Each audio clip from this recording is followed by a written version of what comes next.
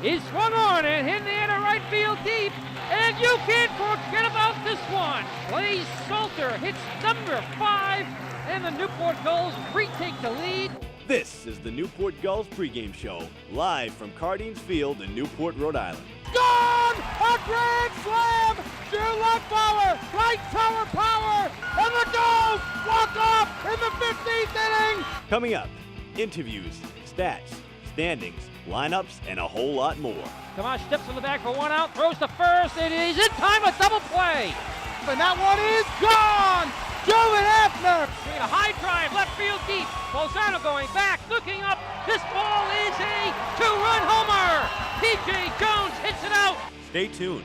The pregame show begins now on the NECBL Broadcast Network. In his second season covering Newport Gulls baseball, here's play-by-play broadcaster Dave Peck.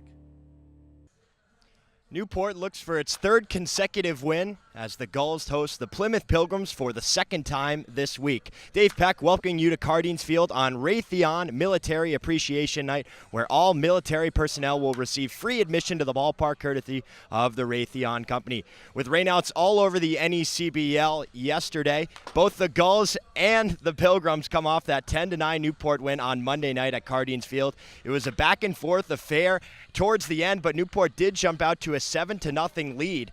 The Pilgrims in the top of the 8th, however, added a 6-run inning, capitalized by the grand slam from Riley Helen to reclaim the 9-8 advantage. Newport had the answer in the bottom of the 8th, thanks to Dalton Reed, who hit his second home run of the evening. He finished the night 5 for 5 with 6 RBI and 2 long balls. Jack Blumgren hit the RBI single to give Newport a 10-9 advantage they would not relinquish. The Gulls are still 2.5 games back of the final playoff spot.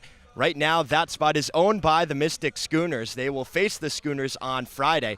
As for the Pilgrims, well, Plymouth right now is on a 4-game losing streak, still clinging to a half-game lead for the top spot in the South. It's the Gulls and the Pilgrims for the final time this season. Don't go anywhere. The Newport Gulls pregame show starts right now. Welcome back to the pregame show here on the NECBL Broadcast Network. It is time for the Broadcasters Roundtable. Dave Peck alongside Newport Gulls field reporter Aram Layton and the voice of the Plymouth Pilgrims, Quinn Kelly. Aram, we'll start with you. What a win on Monday night, 10-9 over the Pilgrims. What does that say about this team? I mean, it was a little bit of a negative for a little bit there, giving up a 7-run lead. But a lot of teams you think the win would come out of their sails. They'd fold over, but the Gulls didn't. Came back in the 8th inning to score 2 more and recapture the lead and shut the door. That's resiliency in a nutshell, and if that's something that they can build off of here in the home stretch, that'll be something good for the Gulls. Dalton Reed, 5 for 5, 6 RBI, 2 home runs. I mean, what did you see from him? He's really come on lately. Well, he said after the game he just was seeing the ball really well. Sometimes that's all that it takes. Sometimes it looks like an aspirin pill. Sometimes it looks like a beach ball. And I guess for Dalton Reed right now, it's looking like a beach ball. He hit 2 of the longest home runs we've seen all year, especially one to dead center. 5 for 5, 6 RBIs. That's got to be the best performance we've seen from a Newport player all season. So that's something they really need, especially with Cole Austin and some other guys going down and leaving for the summer. Someone needs to pick up the slack, and Dalton Reed's doing a great job of that so far. And then Knight Ryder, he had a difficult 8th inning, but was able to come back and pick up the win after giving up the grand slam to Riley Helen, which gave Plymouth a 9-8 lead. What does that say about his mental capacity up there? Same thing with the team. You give up a grand slam to give up the lead. You could easily fold over and say that's it, but he came back. He knew he didn't have his best stuff that night. Coach Coombs had the confidence in him to send him back out in the 9th, which says a lot about Nate Ryder. And he was able to get out, close the game out, and pick up his league-leading 8th save of the year. All right, Quinn, we'll toss it over to you. Similar questions, just on the other end of things. It was a wild night. Plymouth did come back in the game. They had the lead in the bottom of the 8th inning. Yeah, and when you come back from a 7-run deficit, I mean, it's just, it's kind of crazy to not be able to pull that one out. And that's just been kind of the way it's been for the Pilgrims over this last little skid. A lot of close games, and I mean, we've seen back-to-back games. They had the New Bedford game and this game here where they had the tying run and scoring position in the last inning and just couldn't bring them around. It's been a lot of just close calls and not getting the job done. This is a kind of uncharacteristic 2 games in a row that the Gulls and the Pilgrims face off. Plymouth was off yesterday, but Newport was rained out against Danbury. How do the Pilgrims just put it behind them and try and, get back to their winning ways? I think the off day came at a perfect time. I think everybody had a reset, lock in, and say, you know what, Are we going to go out? Do we want to be the number 1 seed? Do we want to, take control of this division? And they were really blessed that Ocean State got rained out again last night too. So we're still sitting in first heading into tonight's game, and you got work to do. So you just got to say we reset, recharge, and then go back to work today. All right, for Quinn Kelly and Aram Lynn, I'm Dave Peck. The Gulls and the Pilgrims are facing off for the 6th and final time in just a few minutes. Don't go anywhere. The Newport Gulls pregame show continues next, right here on the NECBL Broadcast Network. Welcome back to the NECBL pregame show. I'm Dan Byford here alongside Matt Cacciatafaro. Matt, you've shown the ability in college to hit for power, average, and swipe the occasional bag or two, as well as get on base pretty well. What kind of hitter do you consider yourself to be? I'm a singles, doubles, occasional home run guy. I just try to get on base as easy as possible, as fast as possible, whatever I can do to get on base to, have the guys behind me drive me and score some runs for the team. All right, so what do you bring to the team on the defensive half of the ball? What do you think that you can do out there in the outfield? I think I can stop runners. I feel confident in my arm. I feel like I have the ability to throw runners out. I think that's my biggest asset out there, along with tracking balls and stuff like that. I'm gap to gap, so I can run and stuff. But definitely my arm, probably my strong suit out there. So do you have a natural position then? Is it right field that you prefer so that you can make that long right field to third base throw and show everybody that gun you have? Yeah, in college ball I play right, so I've been playing right for 2 years now. So yeah, I do prefer right, but I can play center, left, whatever team needs me to do, I'll do, All right, and so you're coming to a team that's been a little bit short-handed lately. Some guys obviously needing days off, and you obviously have to get your reps. What do you think this situation is going to be for you? Is it going to be a good thing? How do you think you're going to react to it? I think it's going to be a good thing. All I'm trying to do is come in here. I know these guys have, faced guys, leaving the team or whatever. I'm just trying to come in here, play my game, stick to my game, and just try to play to the best of my ability and help the team win. That's what I'm here for. So what's your experience with wood bats like before, and what do you hope to gain from playing out the rest of the season here? I've been playing with wood bats throughout high school. I played last summer with wood bat, the half part of this summer with wood bat too. Just feel like it's shows raw power, who can really play the game of baseball. What I think I'm gonna get out of this is just show me my weaknesses so I can improve upon it, and so I can work on that and just make my game more complete. So how do you anticipate the competition to compare to what you face at NGIT? I think it's gonna, the conference, big time SEC guys, ACC guys, I've heard.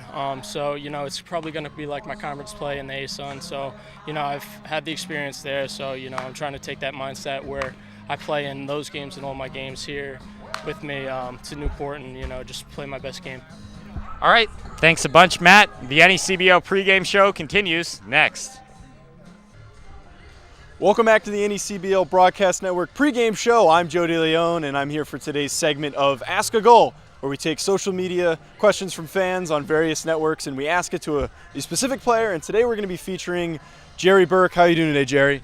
Good. How about yourself? I'm doing pretty well. So the first question we have is actually from Stevie Mangrum, and he wants to know, did you wrestle in high school? Yeah, I played lacrosse, I wrestled, and played football too. So. Is there any significance behind that? Why he was asking? Yeah. So we were giving a middle school a speech, and basically what happened is they were talking about the importance of playing more than one sport and staying dedicated to stuff like that, rather than getting involved in other bad activities. And someone asked, what other sports did you play? And I said I used to wrestle, and everyone thought it was WWE. So the entire cafeteria just started dying, and they were like, oh my God, this guy used to wrestle. So. But I mean, not that kind. So. That's pretty funny. So the next question that we have is, it's more of a legit one. It's saying, what advice would you give to a high school player that's trying to get involved with college baseball, and particularly maybe playing for an organization like the Gulls? The most important thing you can do is maintain your grades as high as you possibly can. And sometimes there's days on the baseball field where you don't have control over what happens, but you can always have control over your grades, and every coach loves a good student, makes them easy to recruit. And if you keep that work ethic like through your academics into the sport and just kind of every aspect, things will start, gelling and going your way. So that's probably the most important thing. All right, so the next question that we have, and I'm not sure if you play Fortnite or not, do you? I do. So what are your thoughts on Season 5 so far? There's been a little bit of up and down from the fans that are playing the game. I'm a huge fan. New submachine gun's really cool. The golf carts are a ton of fun. The rifts are cool too. So, big. You like the new submachine gun? I'm not really a fan. I'm a huge fan. The other ones were pretty much useless. So. That's a fair point. So the next question that we have for you is, I'm sure you're well aware you play baseball. Manny Machado is reportedly going to be traded to the Los Angeles Dodgers. There's some holdup with some medical issues, but what do you think about the whole situation? What are your thoughts on that? How do you think the Dodgers are going to do going forward? I think it'd be a big pickup for the Dodgers to give them a shot to get back in the postseason race. But honestly, what I think Machado should do is just sign with New York and then just win the AL East. So that's what I think he should do. But we're going to have to see what he ends up doing. A lot of people are in favor of him coming to New York. It's a question of, obviously, if they decide to pay him. But the last thing that we have for you is the riddle that we've been doing every single week. So today's riddle is, a girl falls off a 30-foot ladder, but she's completely fine. No injuries, no nothing, not hurt at all. How is this possible? A 30-foot ladder. 30-foot ladder. It's less complicated than you think it is. Falls off a 30-foot ladder. So my guess is 30 feet is 3 stories. She was standing on top of 3 books. Nope. So the correct answer actually is she was on the first rung of the ladder and she fell off there. Okay. Yep. It stumped Dave earlier, so don't take it too hard on yourself. All right. All right. That is all we have for Ask a Goal. I'm Joe DeLeon, and the NECBL Broadcast Network pregame show continues after this. Welcome back to the pregame show. Aurum Layton here, joined by goals closer Nate Ryder. Nate, you have 7 saves. That leads the NECBL. What's been working for you in that role, and why have you been so comfortable in that role so far this year? I did the role at Bryant, so that definitely helped with the comfortability. But just getting out there 1 inning at a time has really helped. That way, my changeup hasn't been great lately, so I've really been able to mix in the 2 pitches, fastball, slider, and that's really helped me. You've been asked a couple times by Coach Coombs to pull a 2-out save out of your arm. How has that been for you, and is that a little bit different, or 2-inning save rather? Has that been more difficult for you? How do you balance that? Is it something that's a little more challenging? It's a little more challenging. You can't go out with the 1 inning and just throw as hard as you can. You kind of got to manage it a little bit more. But at Bryant, I did more like the 2-3 inning saves once in a while, so it kind of conditioned me for this, so that helps a lot. So yesterday was probably one of your more difficult outings to close a game out. You give up the grand slam in the 8th inning, come back in the 9th to close the door. How did you battle back, and how did that, as a team, after giving up a 7-run lead as well, what does that say about you and your team and your ability to battle? Yeah, it was definitely a tough thing to handle in the 8th inning with the grand slam, but like Xander was saying, it just shows like how resilient we were as a team to come back after that, and like shows a lot for the team that they were able to come back. And then when I went back out for the 9th inning, I just had to clear from the inning before and just start over, really. Absolutely, and you did that exactly, closing out the game, picking up your 2nd win of the year. Aurum Layton alongside Nate Ryder, and the pregame show continues on the NECBL Broadcast Network. Welcome back to the pregame show. It's time for the manager show. Dave Peck alongside Mike Coombs. Coach, on Monday it was a pretty emotional win. A lot of runs were scored between both teams, but Newport able to come back after blowing that 7-run lead. Yeah, the lead that we had, I think it was, 8-3? And then they ended up going ahead 9-8. In a ballpark like this, your lead is never safe because you can load the bases and then hit a pop-up, and it could be a 4-run home run. How much did Kenny Powers have to do with that win yesterday? Kenny had everything to do with that win. Kenny is the man. If you can come in anytime, any day, and you can get Kenny Powers, he just entrusts havoc into these guys' lives. He wanted them to win so bad that he came in on a pedicab throwing cervezas and saying things that your mama don't want to hear. Well, he had some choice words for you. What do you think he said behind your back? Everything. Yeah. That's Kenny. He's done that ever since we were little boys, playing out in the back streets of our neighborhood. Our neighborhood was called Robin's Wood. So whenever we didn't play baseball, we were robbing people in the woods, just like the merry men that we were. So Robin Hood. Oh, Robin Hood. No, not Robin Wood. No, we lived in Robin's Woods. Okay. But yeah, he was kind of like the ringleader of the gang, and he was such a great. You wanted to follow him and be like him because he is one of the most interesting people in the world. He should have been the next. Serving up cervezas. Yeah, and when that guy retired, right, I think Kenny Powers should have had that title, the most interesting man in the world. He was too busy keeping an eye on the Gulls or something. He doesn't always ride his petty cab. He doesn't ride his wave runner, and it doesn't always teach school. But when he does, he does. That was just so much fun yesterday. I don't know what the kids thought of it, but yeah, certainly a lot of fun from our perspective. Also, a couple of new guys here. Outfielder. We had Nick Enright in the outfield on Monday night. What did you see from him, and why do we have a new guy here? Nick played the outfield against Wareham for an inning and didn't get an at-bat. But I didn't want to burn Mazza in case Logan got hurt or whatever, so I ended up putting Nick out there. Hopefully we had a 5-run lead that, we could pull it out and do it, but no, didn't happen. So then we ended up putting Powell out there so he could run him down. And we got a new guy in today. His name's Matthew Federal. And he's new. He's from New Jersey Institute of Technology. Yeah. And had a pretty good year for them. Had a good year for the summer team he was playing for. So he's going to give us some insurance out there in case somebody goes down. All right, we'll see what happens. It's the Gulls and the Pilgrims in Game 6, the final installment between the two teams. For Coach Mike Coombs, I'm Dave Peck. The Gulls and the Pilgrims are up next right here on the NECBL Broadcast Network. 55. Once again, here's Dave Peck and the Newport Gulls broadcast team.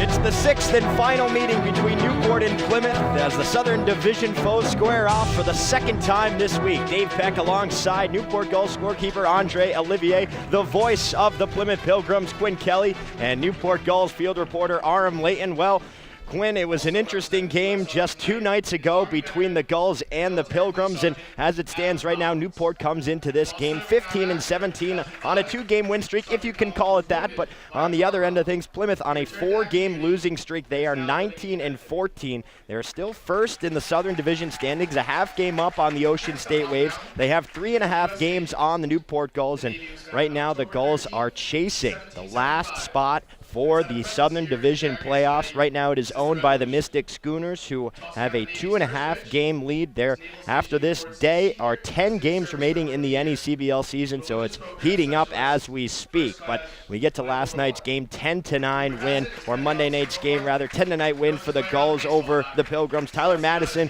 got the start. He went 6 innings, gave up just 2 runs on 4 hits, walked 3, and struck out 9. And then things started to unravel for the pitching staff. Mike Kirian came in, and a lot of walks started things off for the Pilgrims, and they really took advantage of that. Nate Ryder came in. He ended up giving a grand slam to Riley Helen. That's when Plymouth took a 9-8 lead after being down 7-0 in the ball game.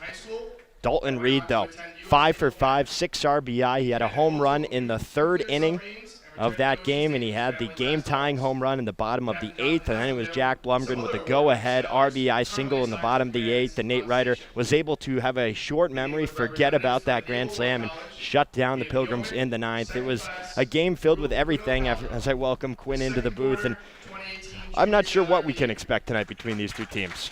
No, it's one of those things where, for the Pilgrims, it was a game where they were just simply outperformed for 7.5 innings and just kind of found a way to put it together in 1 inning, get themselves back in it, and then it really goes down as another blown game for the Pilgrims. They've had more and more of those at late, whether it be tough decisions coming out of the bullpen, or whether it be just, not finding the timely hits that they found through a really strong middle of the season. But here you are. This is the first game of the final quarter of the season for the Pilgrims, and it's, it starts with tonight. It's time to turn it around. You talked about all the good omens for Newport. For them, on the other side of things, it's time to build on that and make a run here.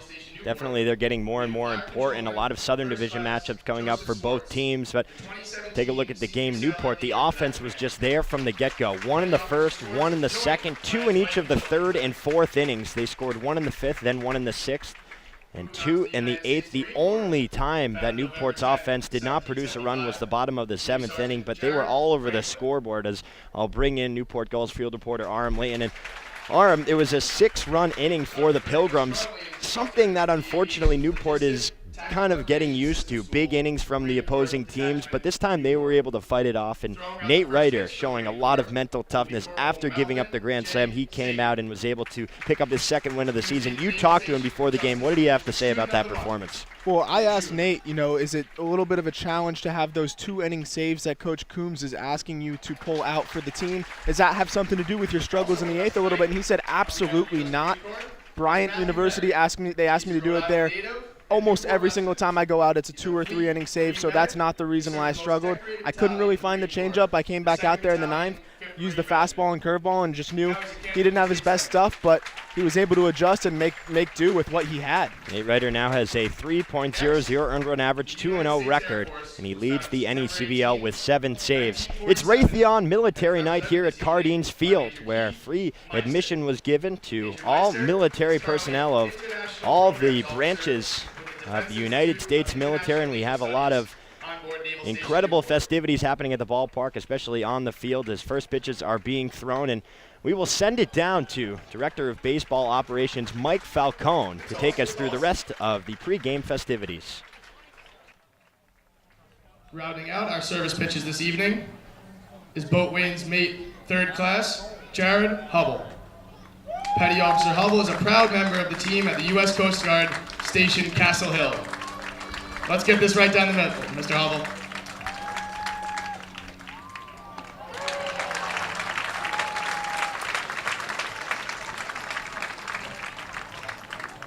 We also have another special guest throwing out a first pitch tonight, Captain Patrick Keyes. Captain Keyes is the Dean of Students at the Naval War College and is also a close friend of the Newport Gulls. He and his wife Kelly host 2 of our players from Vanderbilt University, infielder Jason Gonzalez and pitcher Jake Eater. Take us away. He's been paying attention a little bit. And last up, on behalf of tonight's sponsor, Raytheon, we have Wade E. Knudsen. He's the Total Ship Integrated Systems Area Director at Raytheon Company. Knudsen is a graduate of the U.S. Naval Academy and has earned a master's degree in aeronautical and astronautical engineering at the U.S. Naval Postgrad School in Monterey, California. Also has a master's degree in business administration from the ESAID School of Business in Barcelona, Spain, and Georgetown University's McDonough School of Business and Walsh School of Foreign Service.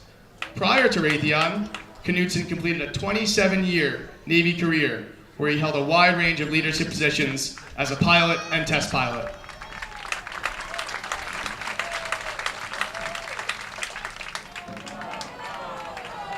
All that time in the bullpen, Wade. Also in attendance tonight to represent U.S. Senator Jack Reed's office is veteran liaison John Kiernan. John served 26 years in the United States Army and was deployed to Afghanistan with Special Forces in 2013.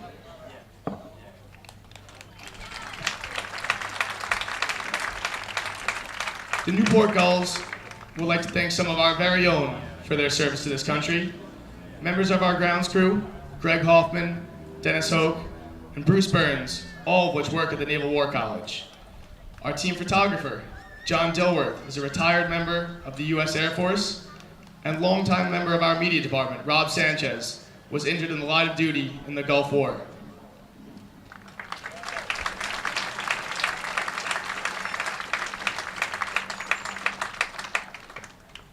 In addition to Captain Patrick Keyes, a few of our host family fathers have affiliations with the military. Host dad Mike Rack.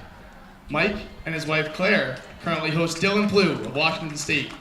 He's a 1997 graduate of the U.S. Merchant Marine Academy, and in 1999, Rack was the recipient of the Atlantic Fleet Junior Officers Ship Handling Award. Commander Rapp completed a tour at U.S. Joint Forces Command in the Resource, Requirements, and Analysis Decorate. He currently teaches at the Naval War College. Host dad Nick Sarantakis is an associate professor at the Naval War College Department of Strategy and Policy. He currently hosts University of Kentucky first baseman Dalton Reed.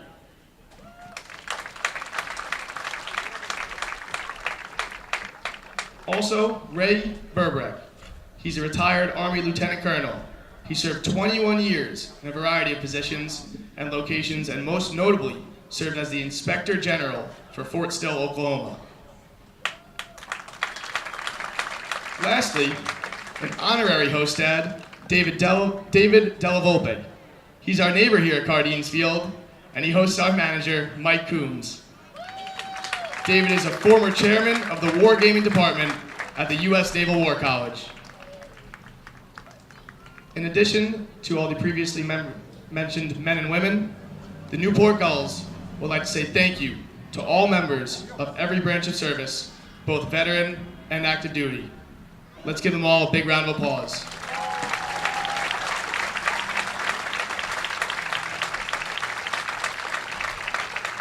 Now at this time, I'd like everybody to please rise and remove your caps as the nation's colors are presented tonight by the Rhode Island National Guard, led by Sergeant Kayla Chase.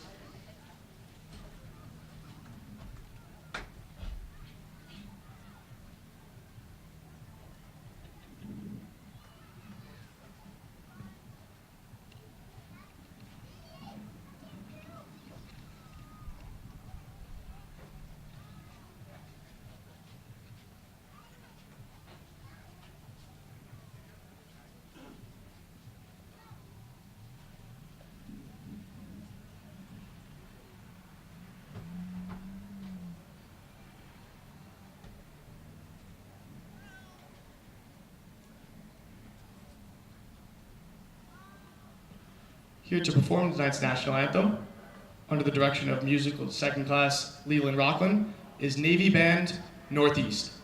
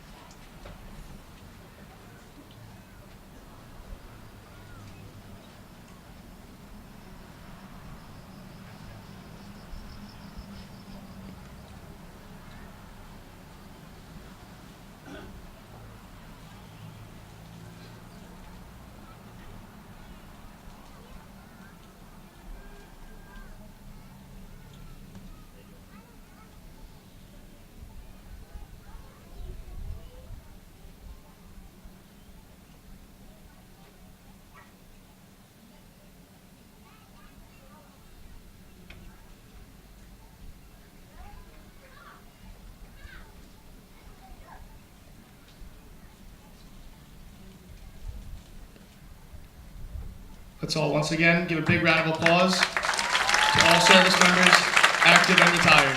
Thank you very much. Now let's get ready to play some baseball. A crisp and inspiring national anthem played by the Navy Band Northeast, and we'd like to take a moment up in the broadcast booth to thank everyone who has served and is serving in the military branches for our country. Thank you, and it certainly means a lot to everyone here. I mean, we wouldn't be here without you. Specifically, I'd like to reach out to my brother who's serving in the Navy right now.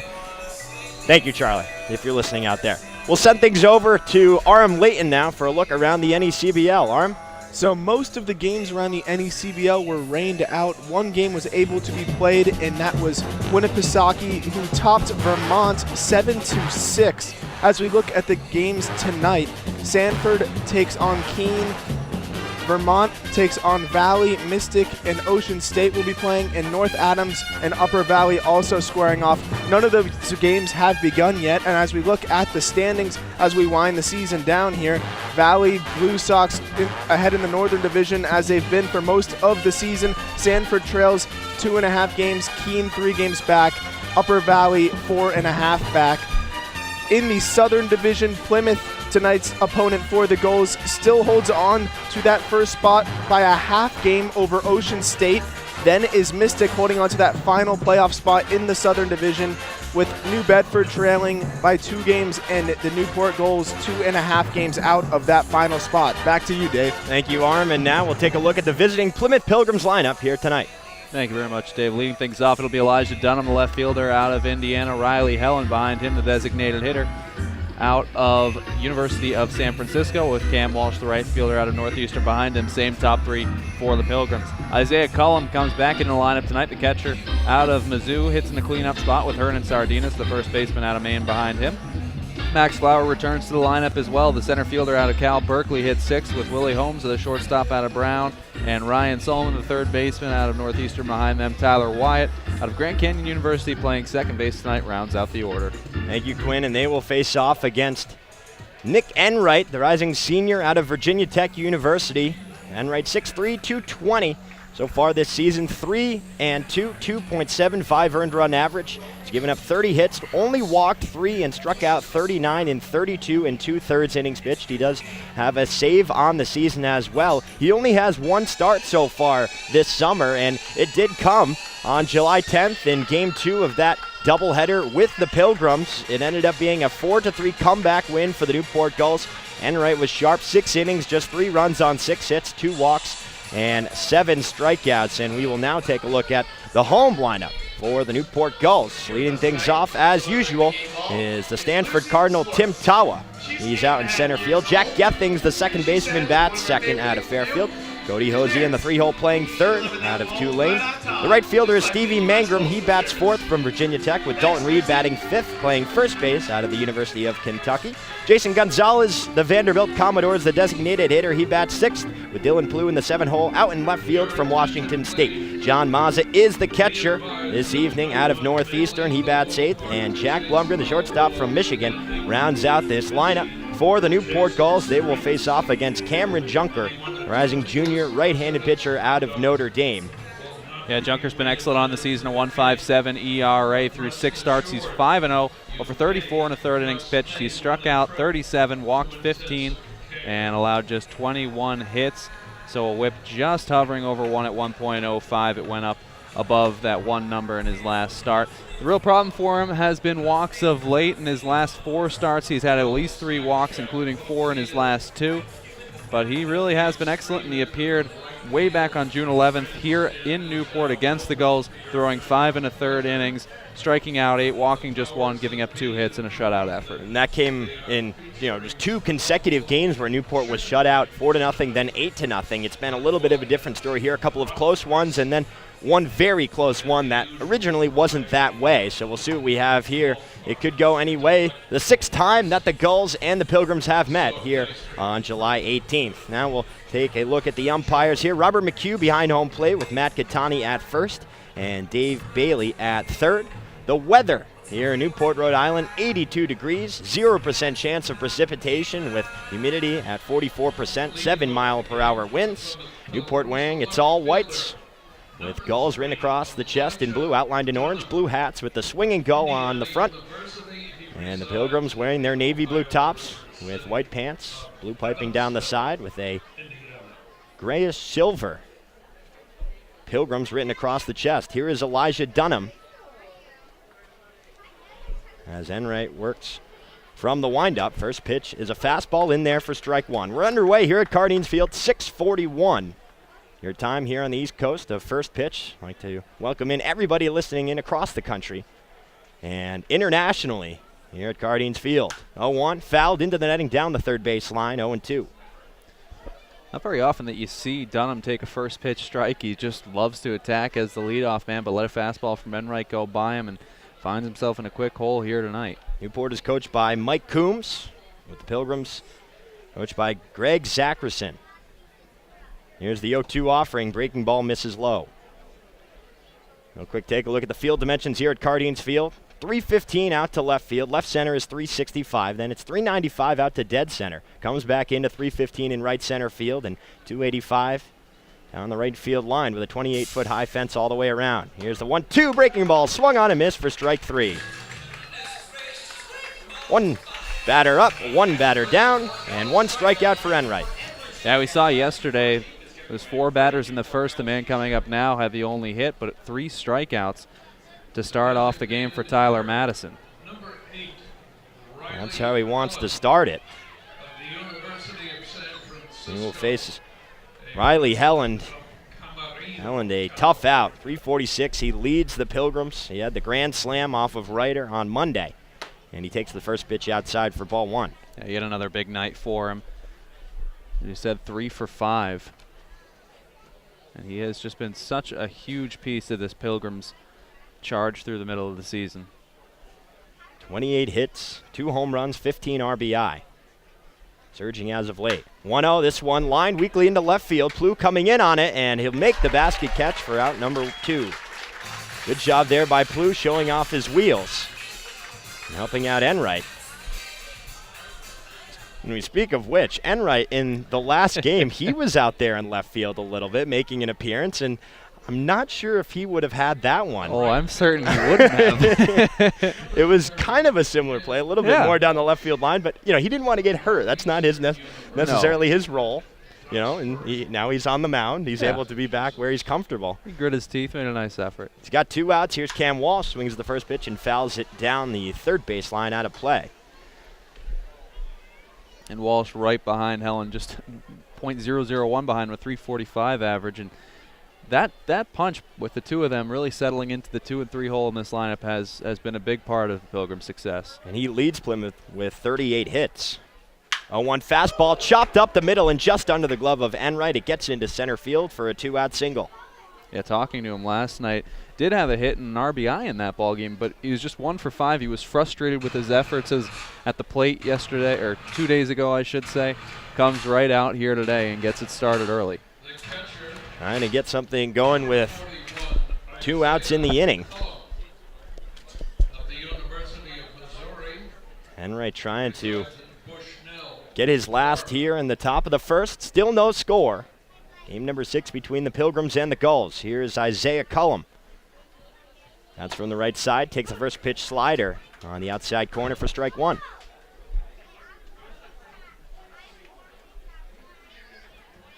Cullum batting .267. He's got 24 hits. Leads the team with 8 home runs. Here's the 0-1, and that one misses outside. Yeah, way out. Big miss spot there from Enright. It looked like Mazza was set up low and in. Enright just lost that one. Cullum, a rising junior out of Mizzou. Enright working from the stretch. Here's the 1-1 pitch. That's waved and missed. Looked like a changeup there from Enright. Kind of got Cullum off balance a little bit. Defensive alignment here for the Gulls. Cody Hosey at third, Jack Blumgren the shortstop with Jack Gethings at second, and Dalton Reed at first. Outfield left to right, Dylan Plouffe, Tim Tawa, and Stevie Mangrum with John Mazza doing the catching for Enright. 1 ball and 2 strikes, 2 outs. Runner on first. Here's the pitch. Breaking ball misses low and outside. Nice stop from Mazza. We saw that was kind of a big part of it for the Pilgrims last night, was the play behind the plate. There were so many balls that were getting back to the screen. against the Gulls that were helping the Pilgrims to move around, especially during that rally. It was Harvey behind the dish, and he had his work cut out for him. Break-even offering, curveball outside. Cullum thought about it, but does not go, and it'll be a full count. Cullum tied for the team lead in walks with 21. Always so dangerous when you get an account like this. You have to decide, are you willing to challenge him? Here's the 3-2 pitch. Breaking ball waved and missed for strike 3. Walsh was on his horse, but Cullum goes down swinging. Second strikeout of the ball game for Enright, and that will end the inning. No scores. We head to the home half of the first. You're tuned in to Newport Gulls baseball right here on the NECBL Broadcast Network. A beautiful night here at Cardines Field on Raytheon Military Night, where all military personnel received free admission to the ballpark courtesy of the Raytheon Company. It'll be Tim Tawa, Jack Gethings, and Cody Hosey due up in the bottom of the first to face Cameron Junker. And Junker this season has been so excellent for the Pilgrims, and you know what he's bringing to the table is a really nice slider that complements his fastball that sits in the low to mid 90s, and he'll feature a changeup if he feels good ahead in the count, typically to lefties. He's got the defense behind him tonight in left field, Elijah Dunham, in center, Max Flower, and in right, Cam Walsh. Third to first across the infield, Ryan Solomon. Willie Holmes, Tyler Wyatt, and Hernan Sardinas, with Isaiah Cullum doing the catching for him behind the dish tonight. Tyler Wyatt is back at home at second base. He picked up the loss in Monday night's game. Yeah, he came in a tough situation, a tight situation, and really one that he probably shouldn't have been pitching in. Not a guy who's had a lot of experience in such tense moments, and well, he got taken advantage of by Dalton Reed. So here is Tim Tawa leading things off, and his bat from Monday night that slipped out of his hands is still in the netting down the third base line. We'll get a shot of that at some point as he awaits the first pitch from Junker. Tawa batting from the right side. Takes a fastball outside for ball one. Good spot from Junker, looking to pick up that low and outside corner, but just missed. Maybe a little bit low, maybe a little bit off. But and there it is, the bat. There were two of them that actually went into the fence. The other one was a little lower, so it was retrieved. 1-0 pitch, fouled behind the backstop, 1-1. We said it at the time. I don't envy whoever has to go up there and get that. You know, at this point, it's got to stay up there until things start to until the status quo changes. Right. I'll put it that way. There you go. That bat needs to remain in the netting and become part of Cardines lore. 1 ball and 1 strike, no score, bottom of the first inning. Junker winds and deals and misses with the fastball low. Tawa leading the team with a .352 average. Got 25 hits, 8 doubles, 4 home runs, and 14 RBI. 2-1 pitch. Just catches the outside corner to even things up at 2-2. He's been so solid against the Pilgrims this season so far. Didn't take part in those first couple matchups. Wasn't here in Newport yet, but he's got a home run and 4 RBIs. 4 for 11 since. 2 balls and 2 strikes.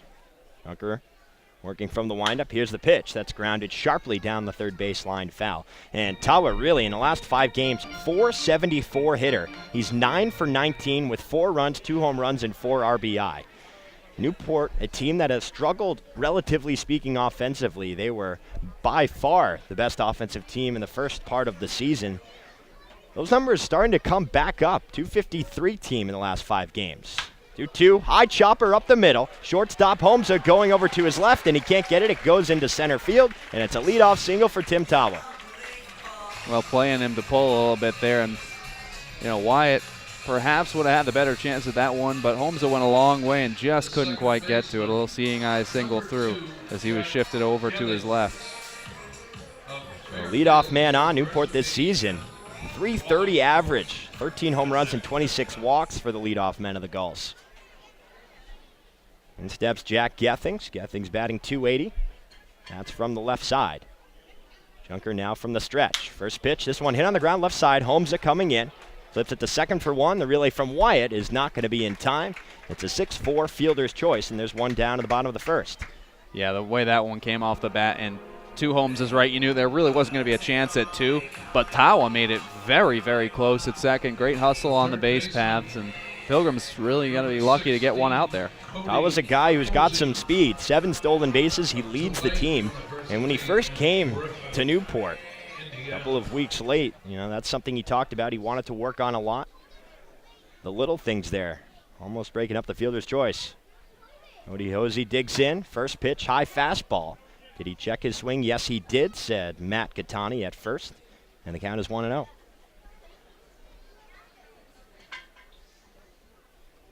Well, Junker hasn't really been particularly on target, missed the zone a lot, but that was the first one he's really left up. He's been doing a good job of keeping it down early. 1-0 pitch. That's a high fastball. Popped up right side of the infield. Second baseman Wyatt settling under it, and he'll make the catch for out number 2. Ottawa with the leadoff single. That was erased on the fielder's choice. Now Hosey pops out, and there are 2 down with Gething still on first. The right fielder. That'll bring up Stevie Mangrum. 22, Stevie Mangrum. Mangrum leads the Gulls with 9 home runs. That's tied for second in the NECBL. Second on the team with 30 hits. And first with 21 RBI. First pitch, breaking ball, drops in for strike 1. Mangrum was hit by a pitch in the bottom of the 4th inning of Monday's game. It was his left elbow area. He came out, Nick Enright went in, but he appears to be okay. He has the armor on that left elbow. Stands in as close as ever to home plate. Here's the 0-1, fastball high. Gethings is off. The throw from Cullum down to second is in time, and they got him. So Cameron Junker gets some help from Isaiah Cullum, and he faces the minimum. Still no score as we head to the second. You're tuned in to Newport Gulls baseball right here on the NECBL Broadcast Network.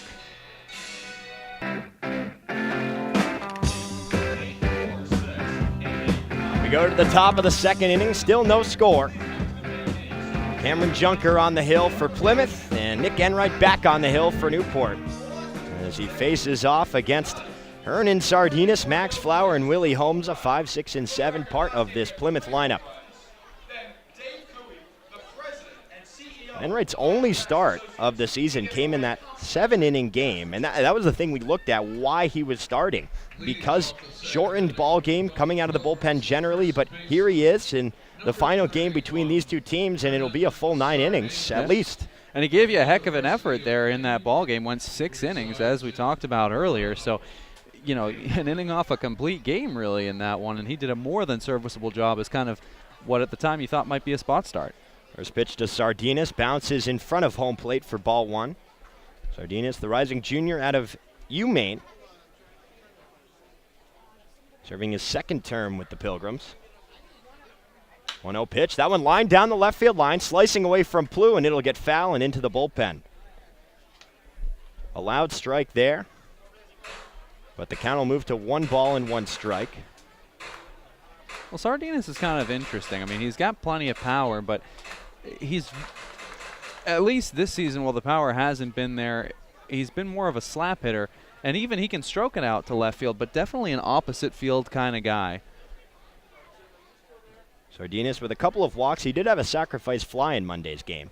1-1, waved and missed for strike 2. Enright pulled the string on him. He ended up scoring in the top of the 8th inning. He was actually the first run to score as he led it off with a walk. 1-2, change up. That one just misses inside. 2-2. Good looking pitch there from Enright. Nobody on, nobody out. Here's the break-even pitch, and it's a fastball in there for strike 3. He got Sardinas to look at an inside pitch. Third strikeout of the ball game for Enright, and there's 1 down. Well, different umpires, but it's a mirror image of Sardinas' last at bat. He led off the 9th inning in the last game and looked at a pitch right on the inside, taken for strike 3. Now he leads off the 2nd inning here with the same thing. Another good start from Enright. The Virginia Tech Hokie was drafted by the New York Mets in the 19th round of the 2015 MLB draft. Here's Max Flower, bats from the right side. First pitch breaking ball. That one he gets a piece of it, but chops it down the third baseline foul. Flower's pitch recognition hasn't been the best of late. He's been struggling with that breaking ball, but there you see the very first one gets a bat on it, and that's a step for him. Kind of lunged at it, though, possibly expecting first pitch fastball. And he's behind 0-1. Mazza setting up inside. Here's the pitch. Fastball inside, jams him. Foul down the right field line, out of play. Both dugouts on the first baseline here at Cardines Field. Historic ballpark opened its gates in 1908. Newport's dugout closer to home, Plymouth's closer to first base. Interesting field dimensions all the way around. Here's the 0-2, breaking ball in the dirt for ball one. Not a lot of space on either side of the foul lines. America's Cup Avenue to the west, West Marlborough Street to the south. Here's the 1-2 pitch, curveball. Did he go around? No, he did not, said Matt Catani, and he'll move the count to 2-2. Well, that's the pitch that we've been seeing Flower get rung up on a bit lately. It holds up there. I had a little help from the umpire down at first base, but lucky to be here. 2-2, fastball, this one charged deep to left center field. Tawa goes back at the fence, and that one is gone. A solo home run for Max Flower, and he gives the Pilgrims a 1-0 lead here in the top of the second inning. Well, there you go, attaboy Max Flower. You correct an error that you've been having in your swing. You're able to hold up. You don't chase after that, and he shows what happened when he gets the extra pitch. He just, fastballs have been no problem for him. He eats that one up, and that one was high and gone. His fourth home run of the season. Gives the Pilgrims a 1-0 lead. Plymouth with now 41 home runs on the year. That is second in the NECBL. Willie Holmes takes the first pitch curveball on the outside corner for strike one, and it's Newport with 43. They are first. With the tear they've been on, how do you catch up? They're close. They are close. But they at one point had a 10 home run lead over the field. 0-1, lifted shallow left field. Shortstop Lumren going back to his right, and he'll make the catch in front of Dylan Plouffe for out number 2. I remember back when Pilgrims hit their 33rd home run, the next closest was, I believe, the Gulls at 23. Yeah, it was a huge margin about at the turn of the month. And the power just dropped off. There was like almost a week stretch for the Pilgrims where they didn't hit a single one. But it's coming back around. The bats are heating back up. Newport in the last 10 games has 18 home runs, 42 RBI, 12 in its last 5. Dolan Reed has been a huge part of that. Ryan Solomon digs in, first pitch breaking ball, catches the outside corner for strike one.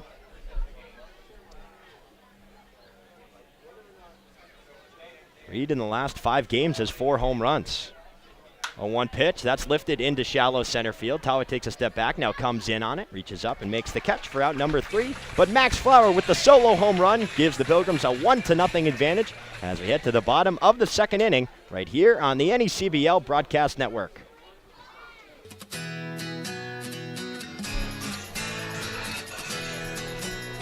One to nothing, Pilgrims on top as we head to the home half of the second. Stevie Mangrum will dig back in after Jack Gethings was caught stealing a nice throw from Isaiah Cullum down to second base. Mangrum, the number 4 hitter for Mike Coombs' lineup this evening. First pitch from Junker is a fastball cut on and missed. You mentioned that Mangrum left the ball game early a couple of nights ago, but really still pieced together a heck of a night for himself. 2 for 2. And was hit by 2 separate pitches. 4 at-bats and reached base every time. Here's the 0-1 pitch. That fastball's just outside, 1-1. He's batting .348 on the year. 32 hits, 4 doubles, 9 home runs. We mentioned that is first for the entire Gulls team, along with 21 RBI. Awaits the 1-1 offering from Junker. Breaking ball, misses low. And he's been money against the Pilgrims as well. He leads the team with 8 hits. More than half the time getting hits against the Pilgrims, getting on plenty with walks and hit by pitches as well. 2 balls and 1 strike. Here's the pitch. That one lifted deep to right center field. Flower going back at the fence, looking up, and this one is out of here. Stevie Mangrum ties up the ball game with his 10th home run of the season. It's 1-1 here in Newport. Well, if you look at now the last 7 at-bats for Mangrum against Pilgrims pitching, 3 home runs, 5 for 5, and 2 hit by pitches. They haven't been able to retire him in almost 3 games now. He has been something. He's now just 1 behind the leader, playing in the NECBL for most home runs in the league. Dolan Reed right behind him as he digs into the left-handed batter's box and chases a curveball in the dirt for strike 1. Talked about how in the first inning, Junker was doing a good job of staying in the zone, or staying low in the zone. That time he just elevates a little bit too much, and Mangrum takes advantage of it. Need a 294 hitter. 0-1 pitch. That changeup is waved over for strike 2. So he's going to the off speed as Junker on Reed, not trying to give him anything. When you don't see too often back-to-back games in the NECBL against the same opponent. You'll see it every other day. But with the rainouts around the league, that is the case here as that one's lifted down the third baseline out of play. Reed with a 5-for-5 ball game. RBI single in the first, and the 2-run shot in the third. 2 RBI single in the fourth, single in the sixth, and the home run in the eighth. Here's the 0-2 pitch. Fastball outside, ball 1. So it's fresh in their minds. Oh, absolutely. They're not going to give him anything. I mean, that fastball was a good 2 feet out, basically in the right-handed batter's box. Here's the pitch. Another off-speed. That one, a backdoor curveball, catches the outside corner for strike 3. First strike out of the ball game for Junker, and there's one down in the second. The designated hitter. 1-1 here. Number 15, As Jason Gonzalez digs in. Vanderbilt Commodore, rising sophomore. University and the city of Designated hitter in tonight's ball game. He'll play a little third, a little short as well. First pitch from Junker. Another curveball, another strike. Gonzalez with 6 hits. He does have a double and a home run. That home run came against Danbury this past Saturday. Here's the pitch. Fastball spotted up on the low and outside corner for strike 2. Nice pitch there from Junker. Yeah, very, very nice pitch. Really backs up that breaking ball well. When you get that combination, I mean, what are you going to do with that? First pitch breaking ball that has plenty of bend, and then a spotted up fastball right on the corner. Ahead 0-2 on Gonzalez. Trying to pick up his second consecutive strikeout. Here's the pitch. Fastball just outside, similar spot, but it's 1-2. A good fan base here at Cardines Field. A lot of energy on Military Appreciation Night, sponsored by Raytheon. All military personnel getting in for free. 1-2 pitch. That one driven deep down the right field line. Walsh looks up, and this one is going to be out of here. A home run for Jason Gonzalez, his second of the season, and Newport takes a 2-1 lead. 2 solo home runs in the inning. How about that? Well, Junker doesn't get his call on the low and outside corner the pitch before, and then just absolutely misses middle and lets Gonzalez just send that one out. the left fielder. The fly balls keep going for Newport as of late. The 14th home run in Newport's last 5 games. Here's Dylan Plew from the left side. First pitch fastball taken for strike 1. 2-1 your score, bottom of the second inning. Nobody on, 1 out. It was Reed who struck out looking on the outside curveball. Plew has a home run on the season. 0-1 pitch. Fastball taken for strike 2. Batting .233. 24 hits. He does have 8 doubles, which is tied for second on his team. His home run came here at Cardines Field. It was over that right center field fence, right over the Island Tax Associates sign. Still haven't seen anyone hit the target there. In 2 years, I don't think I've seen anyone hit the target there. What happens if you hit it? Somebody gets a free tax return. I believe it's a raffle given out to the fans at the ballpark, and they'll pick somebody's name. 0-2 pitch, high fastball for ball 1. Either that or Dylan Plew gets himself a free tax return, but I don't think that's the case. I don't know what Dylan Plew would do with a free tax return. Yeah, you know. Who knows? I mean, who knows? Could be working, the grounds at a golf course. Could be caddying. Could be, have a secret finance job we don't know about. 1-2 pitch, ground ball, shortstop, Holmesa is able to get it, fire it to first, 2 down. Kind of had a double take on that one. Coming in a little bit to his left. Yeah, it looked like he kind of lost it in his palm for a second as he made the transfer, but stays with it. It was hit on the ground right in front of home plate, and yeah, on the transfer, just a little bit of a bobble, but he's able to stay with it. and make the play. That'll bring up John Mazza.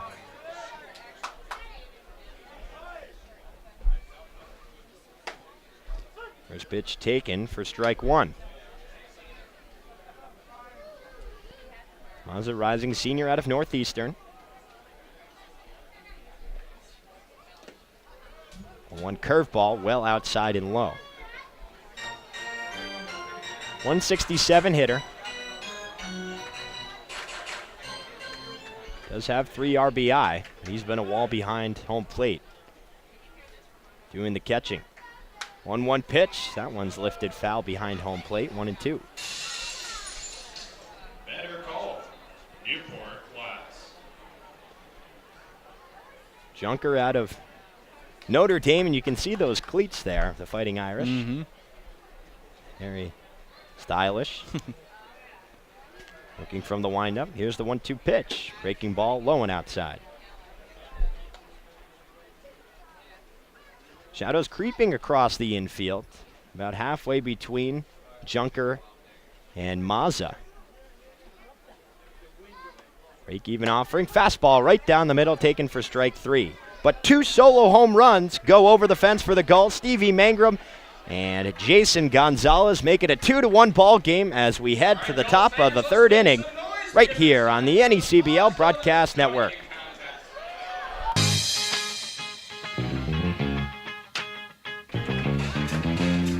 We go to the top of the 3rd inning. 2-1 Newport on top. We've had 3 runs in the ball game. We've had 3 solo home runs. 1 from Max Flower, 1 from Stevie Mangrum, and 1 from Jason Gonzalez. And Quinn, I didn't know that we were in Washington, D.C. at the All-Star game. Well, you know, I mean, you can't get – as soon as I said to you that it's going to be hard to catch the Gulls with how hot they are, they go off and fire another 2 off and jump that lead back up to 4 home runs over the Pilgrims. I mean, balls are just flying out of here. First pitch from Enright to Tyler White's breaking ball, cut on and missed. That All-Star game was something, though. There were 10 home runs throughout the night between the AL and the NL. That is a record. 1 pitch, another breaking ball. That one is swung on and missed for strike 2. So it started on the outside corner, ended in the left-handed batter's box, but Wyatt couldn't lay off. Batting in the 9 hole. He'll be followed up by Elijah Dunham and Riley Helen. 0-2 pitch, breaking ball, misses low.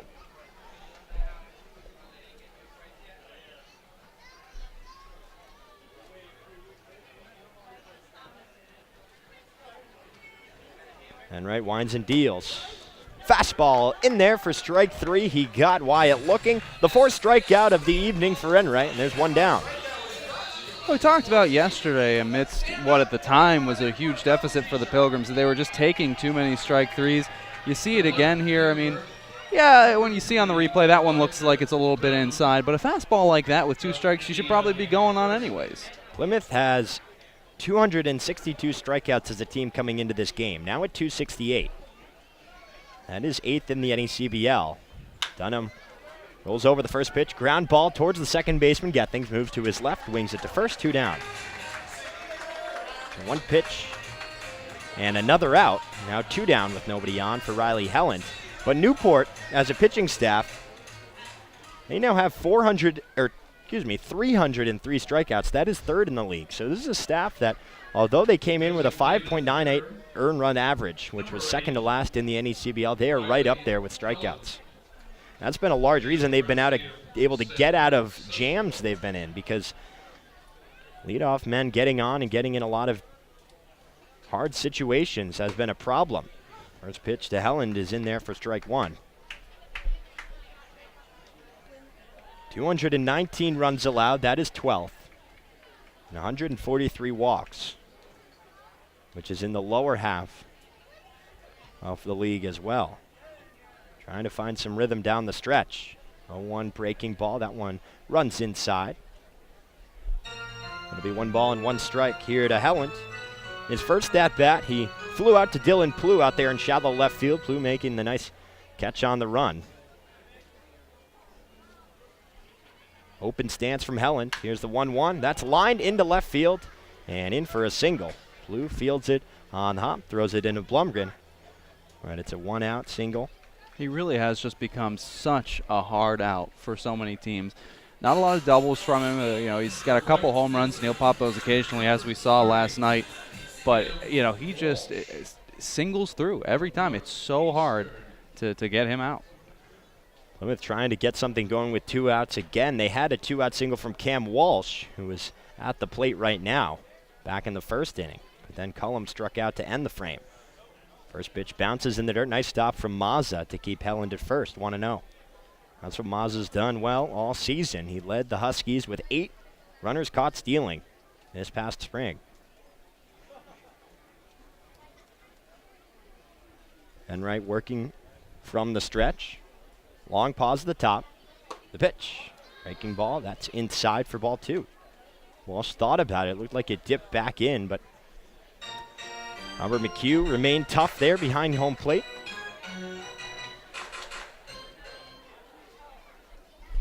Two to 1 Newport on top of the third inning. That one's hit on the ground, up the middle and into center field. Back-to-back singles as Tawa scoops it up and throws it in. Now runners on first and second with 2 down.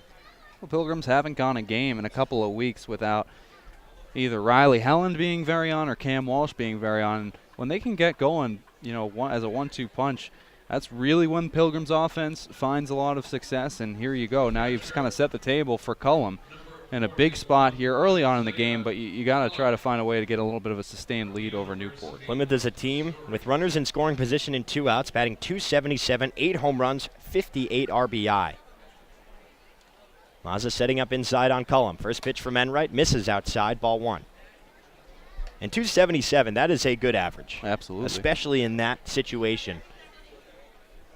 Certainly a big part to their success. Plymouth 19-14, first in the NECBL South. Newport 15-17, fifth.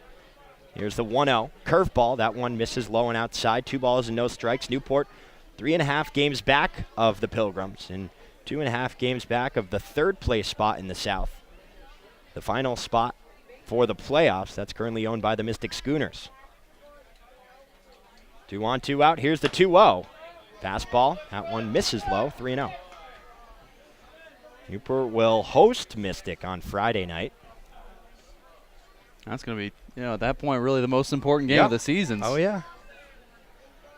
2 days ago, it was the Monday night game. That one drops in for strike 1. This one's certainly very important. But the Gulls do have a good amount of Northern Division opponents left in the final 10 games of the season. Here's the 3-1 pitch. Breaking ball. That one just misses outside for ball 4. So the bases are now loaded. All of this coming with 2 outs. And in steps Hernan Sardinas. Wyatt struck out looking to begin the inning. Then Dunham grounded out to get things at second. Helland with the single. Walsh with the single. Cullum with the walk. And now Kevin Winterode wants to have a conversation. Yeah, and Enright's control is just kind of been shaken a little bit here. After he gives up the single to Helland, you saw him miss with the first couple to Walsh and then come in and get beat. And once you fall behind 2-0 and then 3-0 to Isaiah Cullum, chances are you're just giving up the walk because, at that point you don't want to give him something too nice to hit 2 pitches in a row. Enright win his first 8 appearances without walking anybody. He only has 3 on the season in 32 2/3 innings, 11 games. There was 1 against Danbury and 2 against Plymouth his last outing. Control has not necessarily been an issue, but he picks up number 4 there and now has to deal with Sardinas. Bases loaded, 2 outs. First pitch is lifted deep to left field. Plew going back all the way to the fence at the wall, and he makes the catch right at the wall to retire the side.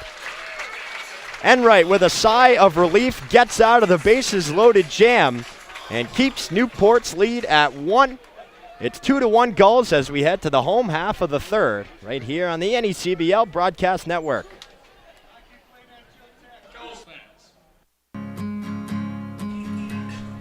Two to 1 your score, bottom of the third inning. Dave Peck alongside Newport Gulls. Scorekeeper Andre Olivier, Quinn Kelly of the Plymouth Pilgrims, and Aram Layton, our field reporter, and we'll send it over to Aram for a look around the league.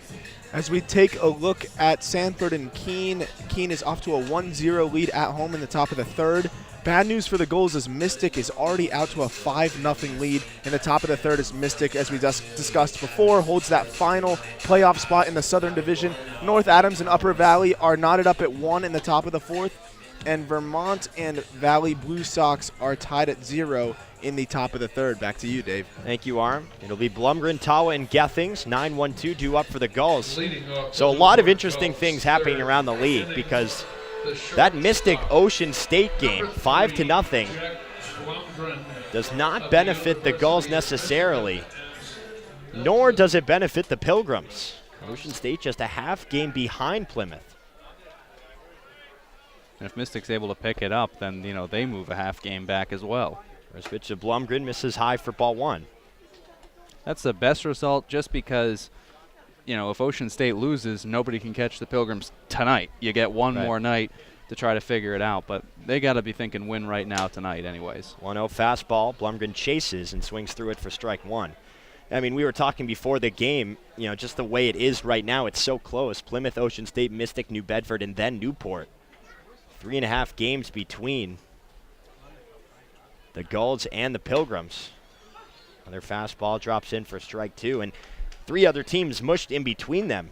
And with so many divisional games coming up in the last week and a half or so, you know, it's going to be one step forward, one step back, who's winning and who's helping, and really it's going to come down to taking care of business in your own game.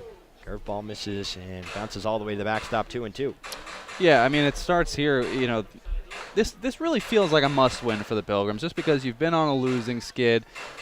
Second night here in Newport, and we talked about last night, or 2 nights ago, I should say, kind of felt like a must-win. That's so hard to do at Cardines. But tonight you've got your ace on the hill. You have to take a ball game tonight. Trailing 2-1 right now. Here's the 2-2 pitch. High fastball. Misses for ball 3. We've only seen home runs so far in this ball game. Max Flower with one in the top of the second to give Plymouth a 1-0 lead. Then in the bottom of the frame, Mangrum and Gonzalez each had a solo shot. And that's ball 4 to Blumgren. So a leadoff walk for Cameron Junker. Yeah, you just can't lose the 9-man. Can't give up a leadoff walk. Tough to get ahead in that count and then kind of just fall, as Junker has been really trying to live in that low and outside corner, and he just hasn't quite been able to dot it up really the way that he's been looking to tonight. And it flips the lineup. Here's Tim Tawa. He singled to lead off the bottom of the first. Ready matchup. First pitch fastball taken for strike one. Put away on the 6'4 fielder's choice off the bat of Jack Gethings.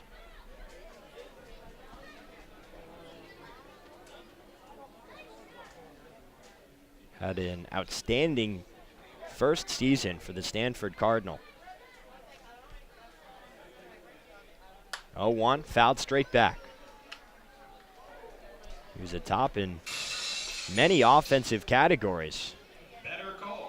And he's a football standard as well, but with the Cardinal, 296 average. That was third of regulars. Second in hits, second in runs, first in doubles with 18. He also had 7 long balls.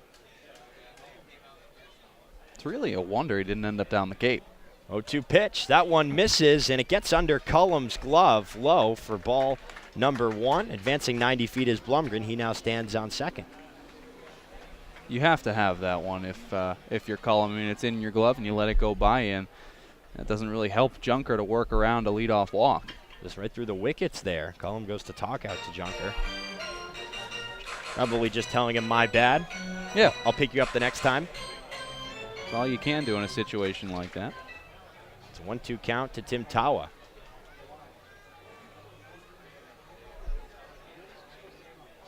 (14 RBI, 4 home runs on the year. Here's the pitch. Misses outside with the fastball, 2-2. You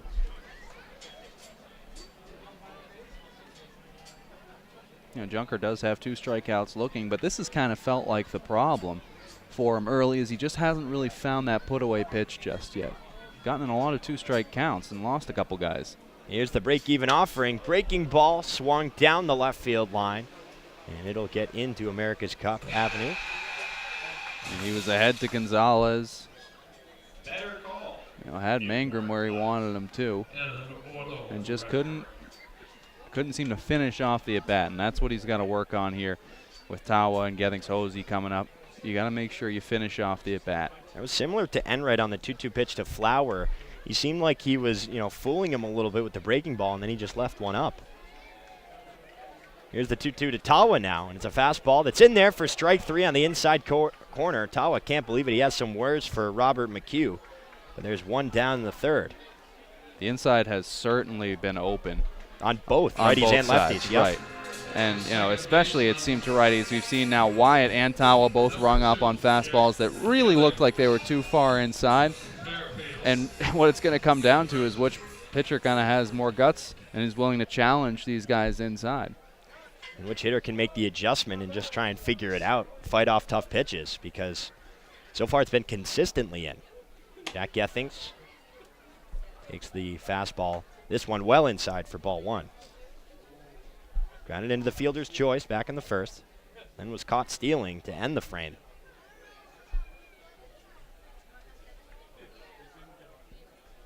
Only got 2 stolen bases on the year. As Blumgren takes the lead off second. Now Junker goes to Wyatt to check on him. Nothing doing. Newport, well, they don't really run much. 19 stolen bases. That is last. And Plymouth, 26. They're now 11th. They've climbed a little bit. Look at that. They've climbed a little bit. Here's the 1-0. Fouled into the screen. 1 ball and 1 strike. I just don't understand, though, how Plymouth has now 41 home runs, second in the league, and they're second to last in doubles with only 38. Is it a product of Forges Field? Or is it just they It's somewhat Forges Field. It is tough to leg out doubles at Forges. Because it's very uniform. There aren't many niches. No. That one's chased high for strike 2. Gethings couldn't lay off the high heat. And, it's not like it's a slow team either where you say you've got a lot of guys who are going for long singles. Right. I mean, I think you could make the case with a guy like Ryan Solomon and a guy especially like Isaiah Cullum where they've hit some balls that could have been doubles. I mean, Solomon's got thrown out, I think, 3 times trying to extend singles to doubles. But it's just really there's no other way to explain it but just say it's an anomaly. Yeah. There's no explanation for it. It is, because Newport is far and above everybody else in the league with 73 doubles. That's first. Here's the 1-2. Misses high and outside. Lights are on here at Cardines Field. A beautiful evening. Blue skies with scattered clouds, but just enough to keep it cool. Winds around 12 miles per hour from the southwest off the Narragansett Bay. Kind of died down a little bit. 2-2, foul tip into the glove, but right out of it. Cullum couldn't hang on, so Gethings has life. Still 2-2. Just not quite squeezing a night.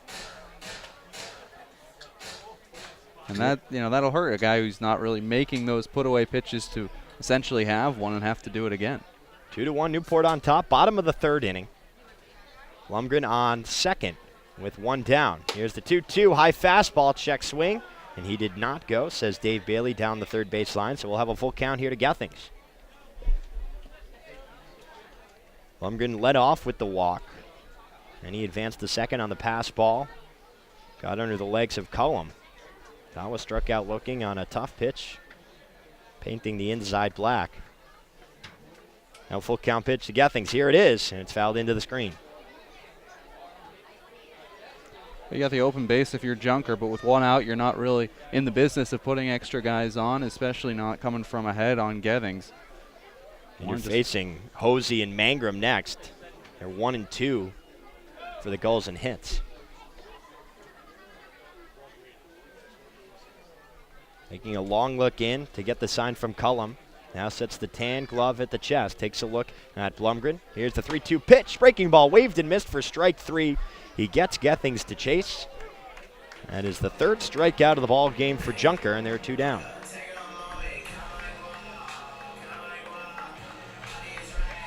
Actually be the 4th strikeout back-to-back here in this inning. And what's amazing is that 3 of the 4 of them have been looking. That's the first one that we've seen somebody swing and miss on a 3rd strike. So 2 down, Blumgren still on second. Here's Cody Hosey. First pitch fastball misses high. Hosey popped out to Tyler Wyatt at second base.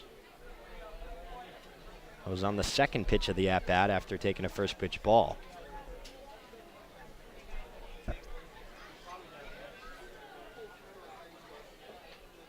Hosey runners in scoring position, 2 outs. 167 hitter, 2 home runs, 5 RBI. 1-0 breaking ball. This one launched deep to left center field. Dunham going back, looking up, and that one's off the fence about halfway up.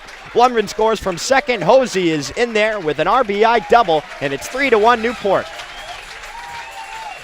Well, you go back. I mean, how big is the pass ball now that moves Blumgren up to second? That would have been if he had even tried to go, a very close play at the plate, one would have to imagine. That one was hit hard enough that Dunham got to it quickly, but with Blumgren in scoring position, things completely changed, and you get an RBI for Hosey, and 3-1 lead for the Gulls. Hosey with his 9th double of the season. That is now first for the Gulls, and it would be tied for first. Zach Britton has 9 as well, but he is gone.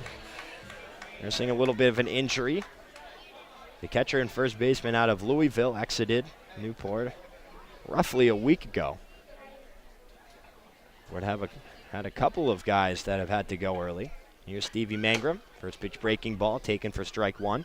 Certainly speaks to the kind of season that Britton was putting together, that he could be gone for a week with as hot as this offense has been and still be leading in a bunch of categories. I mean, Cole Austin, he left even sooner, and he was just surpassed an RBI yesterday as that one's fouled straight back for strike 2.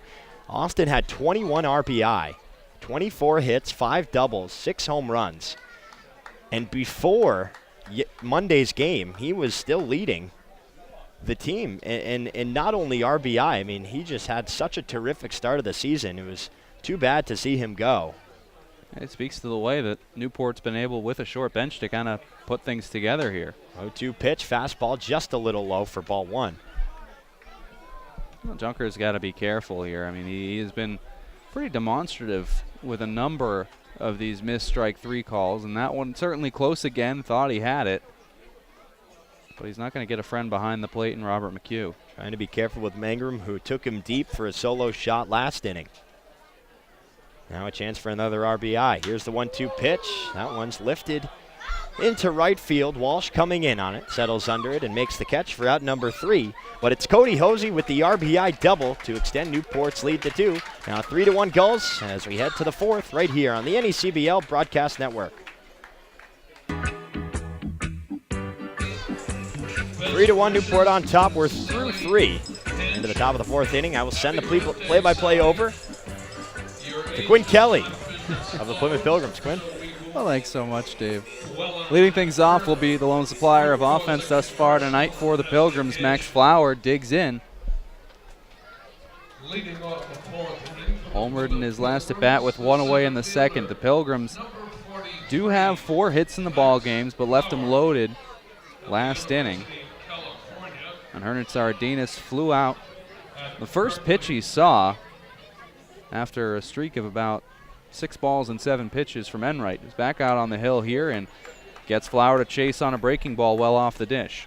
And, you know, the pause on the introduction, I was trying to think of a moniker. I was trying to come up with something on the spot. I couldn't. So it just was dead air. But, you know, a long pause, dramatic as I... Right. Really build up the suspense for these middle innings. Oh, yeah. 0-1. Another breaking ball. That one is swung on and missed by Flower. I mean, the middle innings, this is where a lot of stuff happens. Oh, yeah. You know, long inning. Yeah, this is it. This is it. This is it. 0-2 the count now on Flower. See if Enright goes back to the breaking ball. He does, and Flower is able to spoil it. Fouls that one off. Nice job. That's all he can do with that pitch. If you're Enright here, I mean, why not just continue to challenge him with it? He ate up your fastball. Until he proves he can put one in play on your breaking ball, might as well keep riding it. It's going to come. Goes to the fastball this time, though. Maybe a changeup. Just missed outside there. Yeah, had a late drop to it. Not a bad pitch, though. No, not a bad pitch at all. Looked like it was in a pretty good spot. Yeah, very good spot. Just some discipline here from Flower. Just making a ball and 2 strikes on the Cal Berkeley center fielder. Now a breaking ball, and he pokes this one through. Oh, into the diving mitt and off of said mitt of Jack Gethings, who made a heck of an effort. But that one is in for a single, and Flowers aboard here, 2 for 2 tonight, and the Pilgrims have their leadoff man on. That's a great at-bat. Enright tried to go outside again. This time Flower was able to work with it, and he hits it hard up the middle, a little bit towards Gethings on the right side of the infield, but hard enough to get all the way through off the glove. Well, Pilgrims certainly not a team that likes to run very much, but of anybody, one of their better candidates on the base paths right now, perhaps to take off. 6 for 7 in stolen bases this season for Flower. As Willie Holmes digs in, takes the first pitch in there for a called strike, fastball in the inner half. He's been starting ahead on a lot of Pilgrims so far in this game. It's just a matter of not making that mistake. He's only got one. Enright shakes one off and now agrees. Comes with an 0-1. That one's in the dirt. Good stop by Mazza, and Flower will hold it first. Ball and a strike to Holmesa. Among regulars right now is at the bottom of the Pilgrims lineup with a .225 average, but near the top in RBI and home run. He's got 5 homers with 20 RBI. 1-1 pitch to him's a breaking ball in there, called strike. That one just picking up the top of the zone.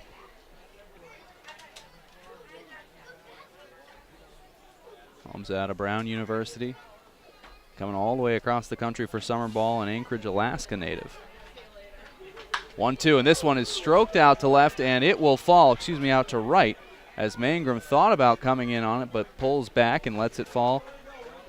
And the Pilgrims have back-to-back hits in their first 2 men aboard here in the 4th. Yeah, that's an in-between play. Tough one for Mangrum. He tries to go with a more conservative approach. You have a 2-run lead. And it's sinking so quickly that it would have gone all the way to the fence. Certainly seemed as though, too, that he kind of stopped right away, perhaps to try to freeze Flower, as he ended up making a strong throw in and almost had a play on Flower as a force out at second. Didn't want to give him any hints as to how he was reading that ball. First pitch swinging here is Ryan Solomon, the Northeastern Husky, who fouls the first he sees off up into the netting. Right side of the field is also dealing with a lot of sun there. So Reed, Gethings, and Mangrum all trying to deal with that. And we'll see the twilight zone enter the ballpark around 8:30. We saw that on Monday night with the lights and the sunset and the darkness. Breaking ball here in there, called strike. Yeah, I mean, we saw, as we often do here at Cardines, a lot of balls that just kind of mysteriously fall in. Yeah, you never know what's going on. No. It's curious. 0-2 count. Pitch upstairs, and Solomon widens the zone, lengthens it up, and chases the high heater. 1 away. Yeah, nice pitch there, just elevated, and he was able to get Solomon to chase. Solomon, a guy who swings a pretty big stick, just couldn't lay off. So that'll be Tyler Wyatt. He looked at strike 3 right on the inner black in his first at bat. Came into tonight hitting .255.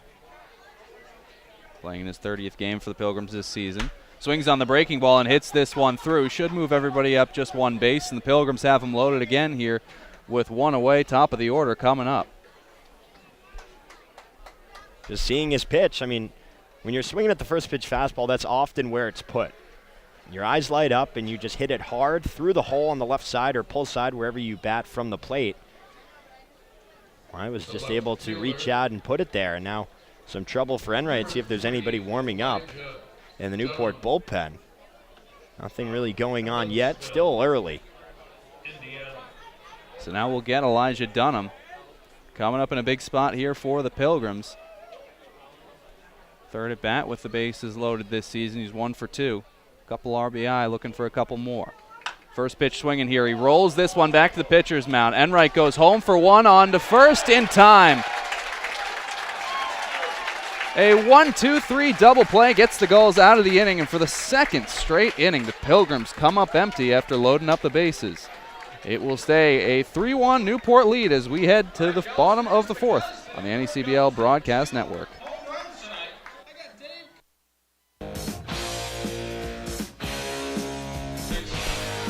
Bottom of the 4th inning here, the Gulls ahead 3-1 over the Plymouth Pilgrims. Pilgrims have loaded up the bases in each of the last 2 innings, haven't been able to cash in, whereas the situational hitting came through in the third for the Gulls. A 2-out double for Hosey expanded the lead to where it sits now 3-1. First man up is Dalton Reed, and he takes fastball upstairs for ball 1. Already 7 runners left on base for the Pilgrims in this ball game. Certainly no recipe for success. 1-0 pitch to Reed, taken in there, called strike. Reed looked at strike 3 in his first at bat. He's 0 for 1. In the 10-9 game on Monday, Newport left 13 guys on base. Plymouth 10. Breaking ball there, swung on and missed. Junker left that one up in the zone, but Reed couldn't make him pay. Ball and 2 strikes. The Kentucky Wildcat.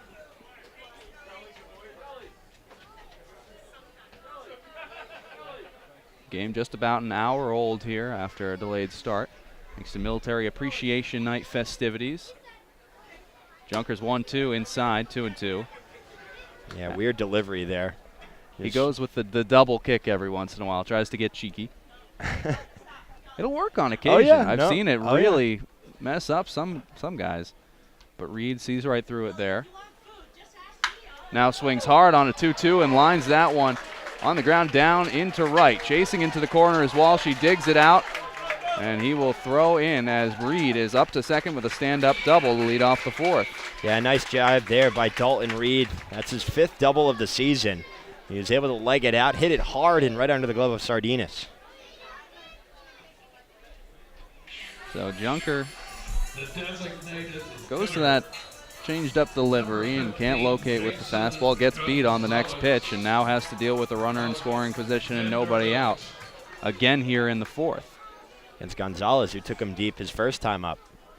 Designated hitter tonight out of Vanderbilt.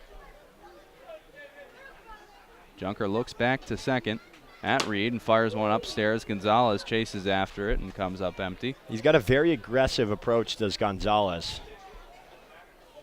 But this week, only halfway through it, he has started to put some very good swings on the ball, I should say. Now 7 for 40 on the season. Came in hitting $154, but that's risen tonight. Swings on a breaking ball now, and this one is a towering drive out to center field. Flower looks up, and that one's on the roof out of the park. 2 home runs for Gonzalez. It's 5-1 the lead for Newport. His 3rd home run of the season, and he has just been swinging a hot bat lately. Boy, that's got to feel good after struggling early on. He's really come to life here when Newport needs him most. Well, make it 5-1. Newport doubling their lead. And just taking it to Cam Junker right now. Worst outing of the season by far for the Notre Dame right-hander, who came in with a 1.57 ERA, and he is getting touched up a little bit here tonight. This Newport offense, it looks like it's the first 3 weeks of the season again. I haven't seen it in a long time, but this is dangerous. First pitch swinging here is Dylan Plew. He fouls that one away. Pilgrims will be chasing a big deficit again here. 2nd time in as many games at Cardines Field. It's been a case of the last couple innings, them missing on opportunities, and then Newport immediately making them pay. Runs in each of the last 3 innings now for the Gulls. 0-1, this one swung on and kicks off the glove at Wyatt, who made a diving bid at second, out into center field, and it's 3 straight hits. Junker can't miss a barrel right now as Plew is aboard. And 5 of the 7 hits have been for extra bases, 3 home runs, a couple of doubles. Newport with a slugging percentage so far this season of .466. That is first in the NECBL, and that's why. So now it'll be John Mazza, the catcher. Strikeout victim in his first plate appearance. Junker could really use to get him to roll 2.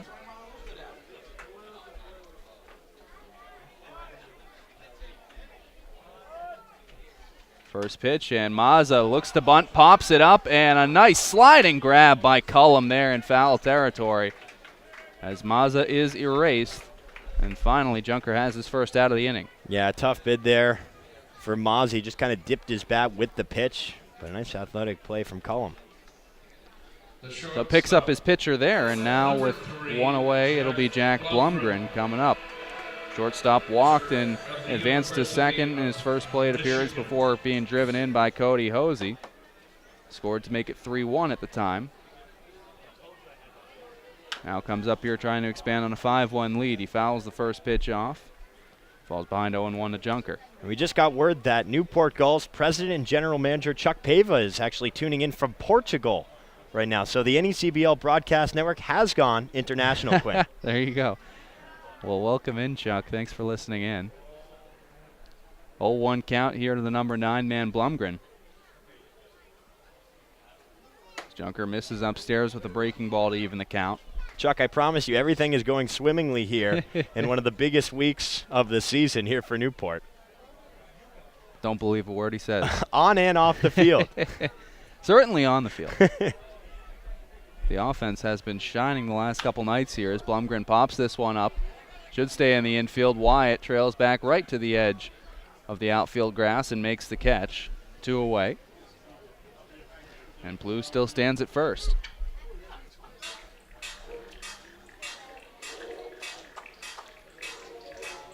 So now it'll be back to the top of the order as Tim Tawa looks to get things going here on a 2-out rally for the Gulls. Singled in his first at bat. He's 1 for 2. Yeah, Tawa's been frustrated recently. I was talking to him after the game on Monday, and just things didn't really go his way. He was very upset by the fact that the bat came out of his hands twice.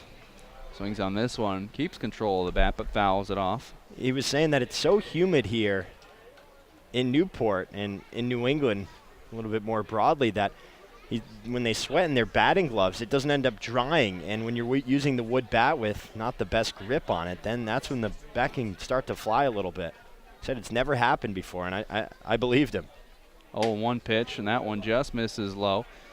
You know, we've seen that with Isaiah Cullum, the same thing. Cullum's been having some issues with that where I feel like every at-bat for him, he's trying to wipe off the gloves. That first swing, he'll swing through something and then immediately look to the gloves like he just can't get a good grip on it. Well, we need a towel like it's Wimbledon or something. 1-1 pitch now. This one is swung on, lifted foul, and out of play on the right side. Had to slip in the tennis reference. I did because I was at the Dell Technology International Tennis Hall of Fame tournament today. Nice. And I was just paying attention, you know, good players, but also so much that goes on, ball boys and girls with the towel. Man. I mean, they run a tight ship over there. It is impressive to watch. Ball and 2 strikes. This one is hammered out to right center. That one just hits off the Newport Gulls sign.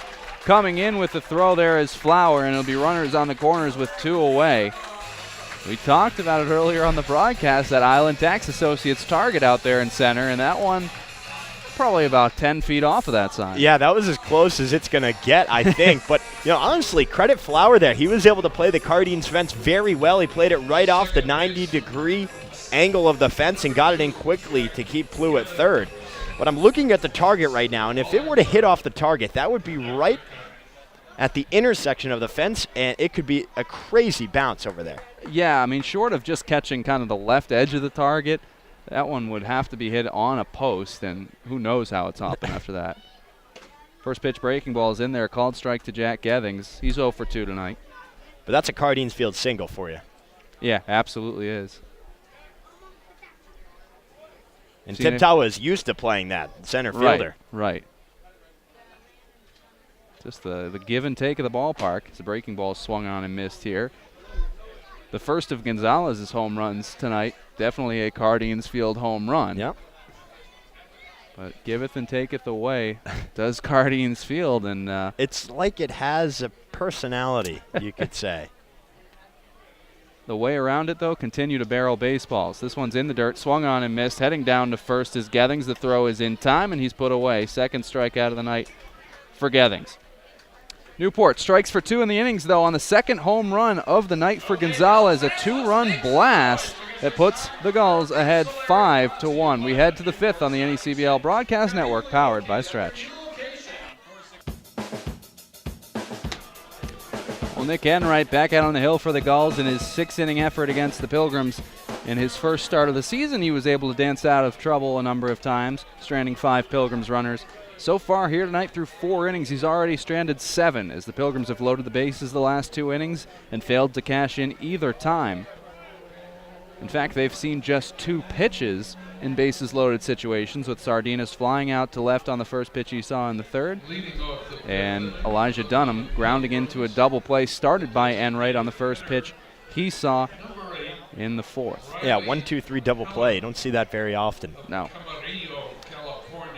When it's hit so quickly back to the pitcher so often, it's, you'll see them turn to second and go for it that way, but Enright was off the mound. It was hit rather slowly and just threw right back to the plate. It was really the smarter play, and a good throw by Mazza down to first beat Dunham by quite a bit. Riley Helen digs in now. He's 1 for 2. The first pitch misses to him. It's 1-0.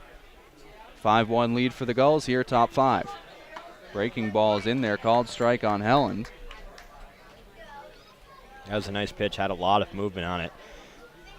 If you're Helen, though, it's a good take. You don't want to swing at that, especially with no strikes on you. Just wait for something you can maybe drive a little bit. Helland was 1 for 3 against Enright in the first matchup. As he swings on this one, lifts it deep out to center. Running back on it is Tawa. He looks like he's got room, and he does. Makes the catch a few feet in front of the leaf-covered fence in dead center. Sounded good off the bat, but 395 to dead center field and a lot of room for Tawa to work. Ends up being a pretty routine play. So that'll bring up Cam Walsh, who's 2 for 2 tonight. And he had a home run off of Enright the first time the Virginia Tech Hokie pitched against the Pilgrims. He's continued to look strong against Enright here tonight. Try to get things going here with 1 away for the Pilgrims.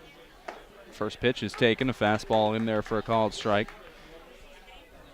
You talked about, runners left on base for Plymouth and whatnot and the amount of chances they've had. Newport, for a pitching staff that's right around 6, it could be well higher if they haven't been able to work out of tough situations. This one is stroked out to right. That one will catch the fence. It's coming down here as Walsh rounds first. It's going to be tight at second, but he will get in just ahead. He stayed standing up there, and the relay almost got him, but it's a 1-out double for Walsh. He's 3 for 3 on the evening. Yeah, that was a nice piece. He was just able to stroke it deep to right center field. And, Mangrum has a good read of Cardines Field, especially the tricky right field. Gets it in. A little bit of a low throw to Gethings, but you're right, because Walsh didn't slide. A little bit closer than it should have been. Absolutely. I mean, he was slow enough to come into the bag. I don't think that he necessarily even expected a throw from Gethings on the relay. But now it's up to Isaiah Cullum, man aboard here, in scoring position again for the Pilgrims. First pitch is taken low, ball 1. Cullum struck out in his first plate appearance, walked in the 3rd to load up the bases. Second extra base hit of the night there for the Pilgrims. The breaking ball is in for a called strike. Pitching has been a little bit better when they've had this Cardines field dimensions behind him. 5.84 compared to 6.15. Relatively speaking, better. Yeah. The 1-0 is in the dirt there. When you play in a ballpark like this, that's about as marginal a difference as you're going to get. Yeah. To pitch around what is one of the tougher parks to pitch in as a pitcher. Just plenty of places for kind of pop fly home runs. 2-1 breaking ball. Cullum stings this one out to center, but it's right at Tawa. Walsh will not be able to advance. Heads back to second. And that one just really hit too hard for him to get back to the bag and tag. It froze him, and by the time he realized that Tawa was right there, he's caught between bases, and he'll have to hold at second. Yeah, he hit it right on the nose. How much more you can say? Just Tawa playing center field. Yeah. that's not even well positioned. No, that one's just playing center field. Just doesn't fall in. Now it'll be Hernan Sardinas. First baseman tonight for the Pilgrims is 0 for 2. Swings on the first pitch and fouls it away. He's been very aggressive, certainly feeling perhaps the effects of not really producing so far this season. He's been pressing at the plate of late. He lifted one deep to left field with the bases loaded. Plou had to go right up to the fence to catch it. Zenright steps off the back, and Walsh scampers back in a second. So we've seen a lot of, Pilgrims hits that have been well struck. Right there, Cullum. And then Sardinas lifting it deep to the wall. This one is going to miss low. 1-1 as Zenright came with the heater there. Not necessarily finding grass, and that's something that Newport struggled with. When you have an offense that has so much potential and you're not putting up the numbers, part of it is always that. 1-1 pitch. Check swing from Sardinas. He did not go around as that one bounced in. He's ahead 2-1. Sardinas 0 for 2 tonight. Last night. 0 for 2 tonight as well, but 0 for 2 last night with an RBI and a run scored. As you mentioned, Dave, the first in that 8th inning rally for the Pilgrims. Trying to start a rally here in the 5th. He's got Walsh at second in a 5-1 ball game. Pilgrims need to start climbing their way back into this one. 2-1 pitch, swung on and missed. Sardinas chases a breaking ball inside that ended up in the dirt again, and it's 2-2. I think they're thinking to themselves, well, we have some time. We're down 4. We were down 7 later on in the ball game on Monday, and we put up 6 runs in 1 inning. Certainly don't want to press, but got to get things started. Would rather have to inch your way back in than rely on a grand slam. Yep. Yep. That one fouled off by Sardinas down the first base line, so he stays alive. 2 balls, 2 outs. 2 balls, 2 strikes, 2 outs. And Nick Enright looking up to the challenge here in his second start of the season. 2-2 pitch. This one is rolled over on the right side. Enright will have to cover the bag as Reed fields and flips. And Reed gets out of the inning again. Make it 5 runners stranded in scoring position over the last 2 innings for the Pilgrims as they go scoreless in the 5th. 5-1 ball game. Newport with the lead. To the bottom of the 5th we go on the NECBL Broadcast Network, powered by Stretch.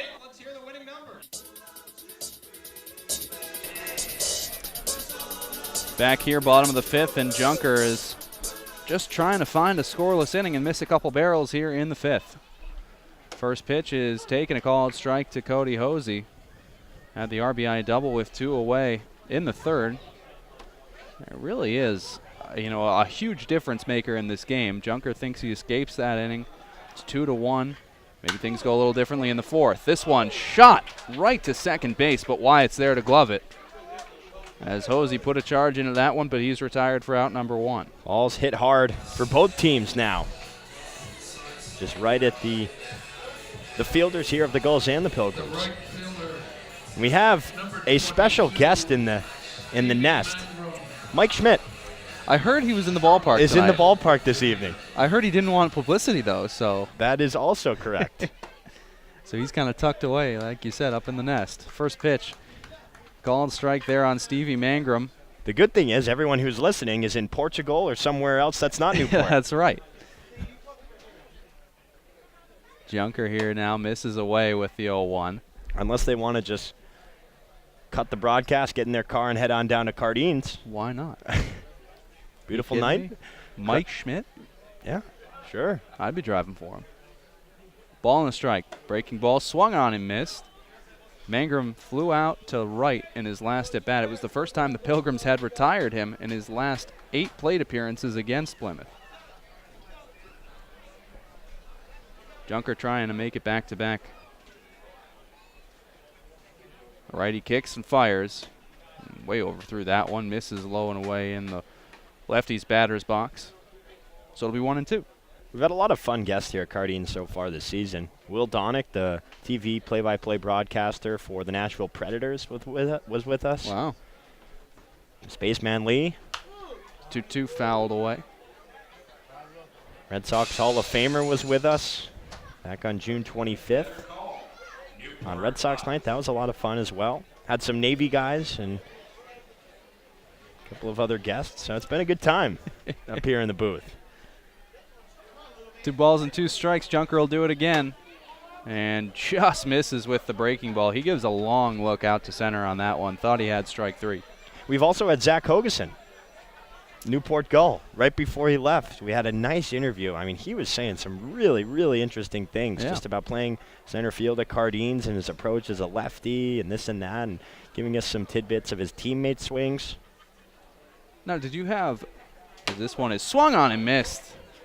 Junker strikes out his 6th batter of the evening. As Mangrum goes down there.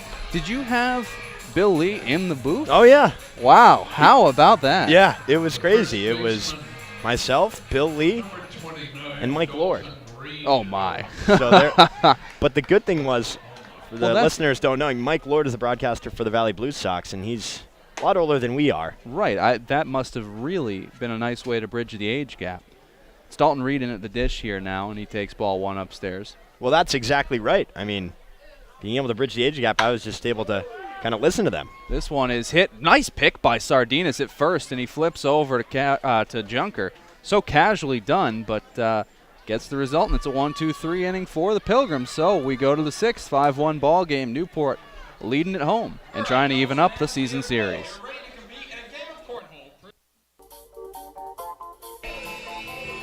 And right back out on the hill for the Gulls. They lead things 5-1 here as we get ready to go in the top of the 6th inning.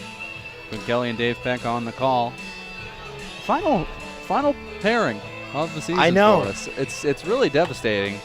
The Pilgrims, who right now look like they need to hold on to things more so even than the Gulls need to get into a position, but with the way this offense is going, if the Pilgrims can cling on, who knows, maybe a potential matchup in the playoffs. Yeah, you know, it might not be the last, but the last of the regular season certainly, so we just have to make the most of it here. It's been fun pretty much every time these two teams have gone at it. Variety of different types of ball games, but all have certainly been entertaining. Certainly. So we now are ready to go here as Max Flower will dig in. Takes the first pitch, called strike from Enright. Well, Flower homered in the 2nd.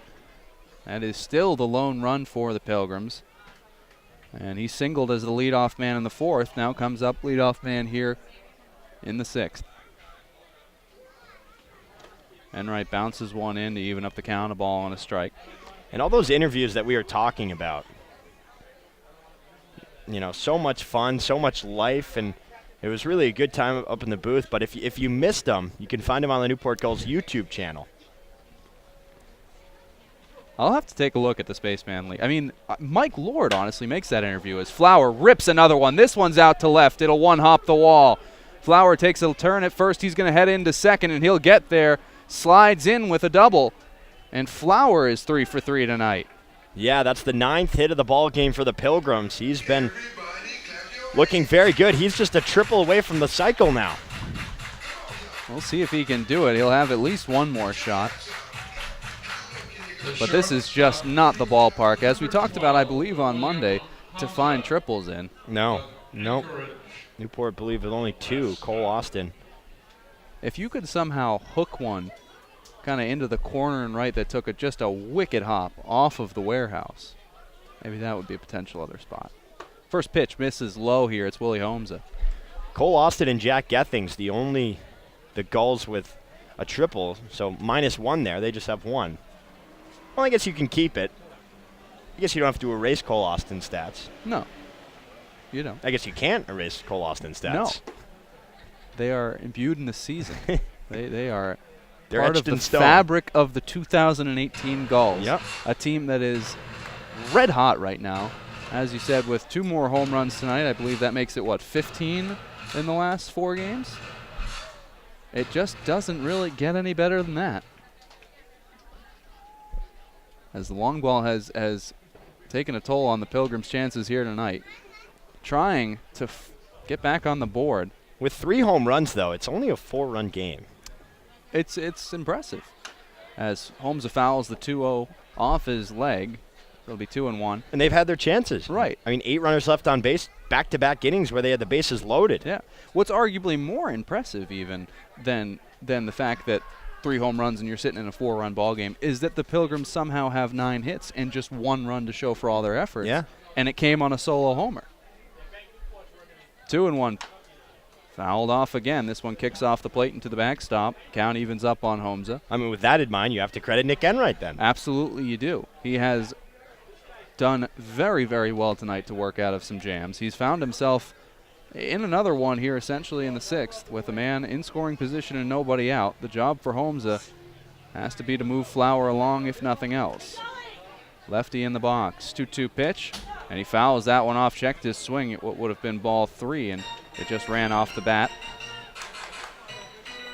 And now holds 2-2. This is just his second start of the season. We've mentioned it, but in his first one, he wins 6 innings out of a 7-inning game. He's trying to equal that here and get through the 6th. Gave up 3 in that ball game, trying to give up fewer here. This one is ripped at short. It backs up Blumgren, but he makes a nice play on it and a strong throw across to just get Holmza. Boy, Flower remains at second. That was a very risky play, a risky approach to it. Instead of getting in front of it, he goes to the right, and a little bit like you mentioned, Ryan Solomon at third base, like he's done this year, but he's able to read the hop and wing it to first. Now Kevin Winterroad's having a conversation. Couple of hard hit balls in a row here off of Enright, and Winterroad, as you said, will have a chat, perhaps buying some time.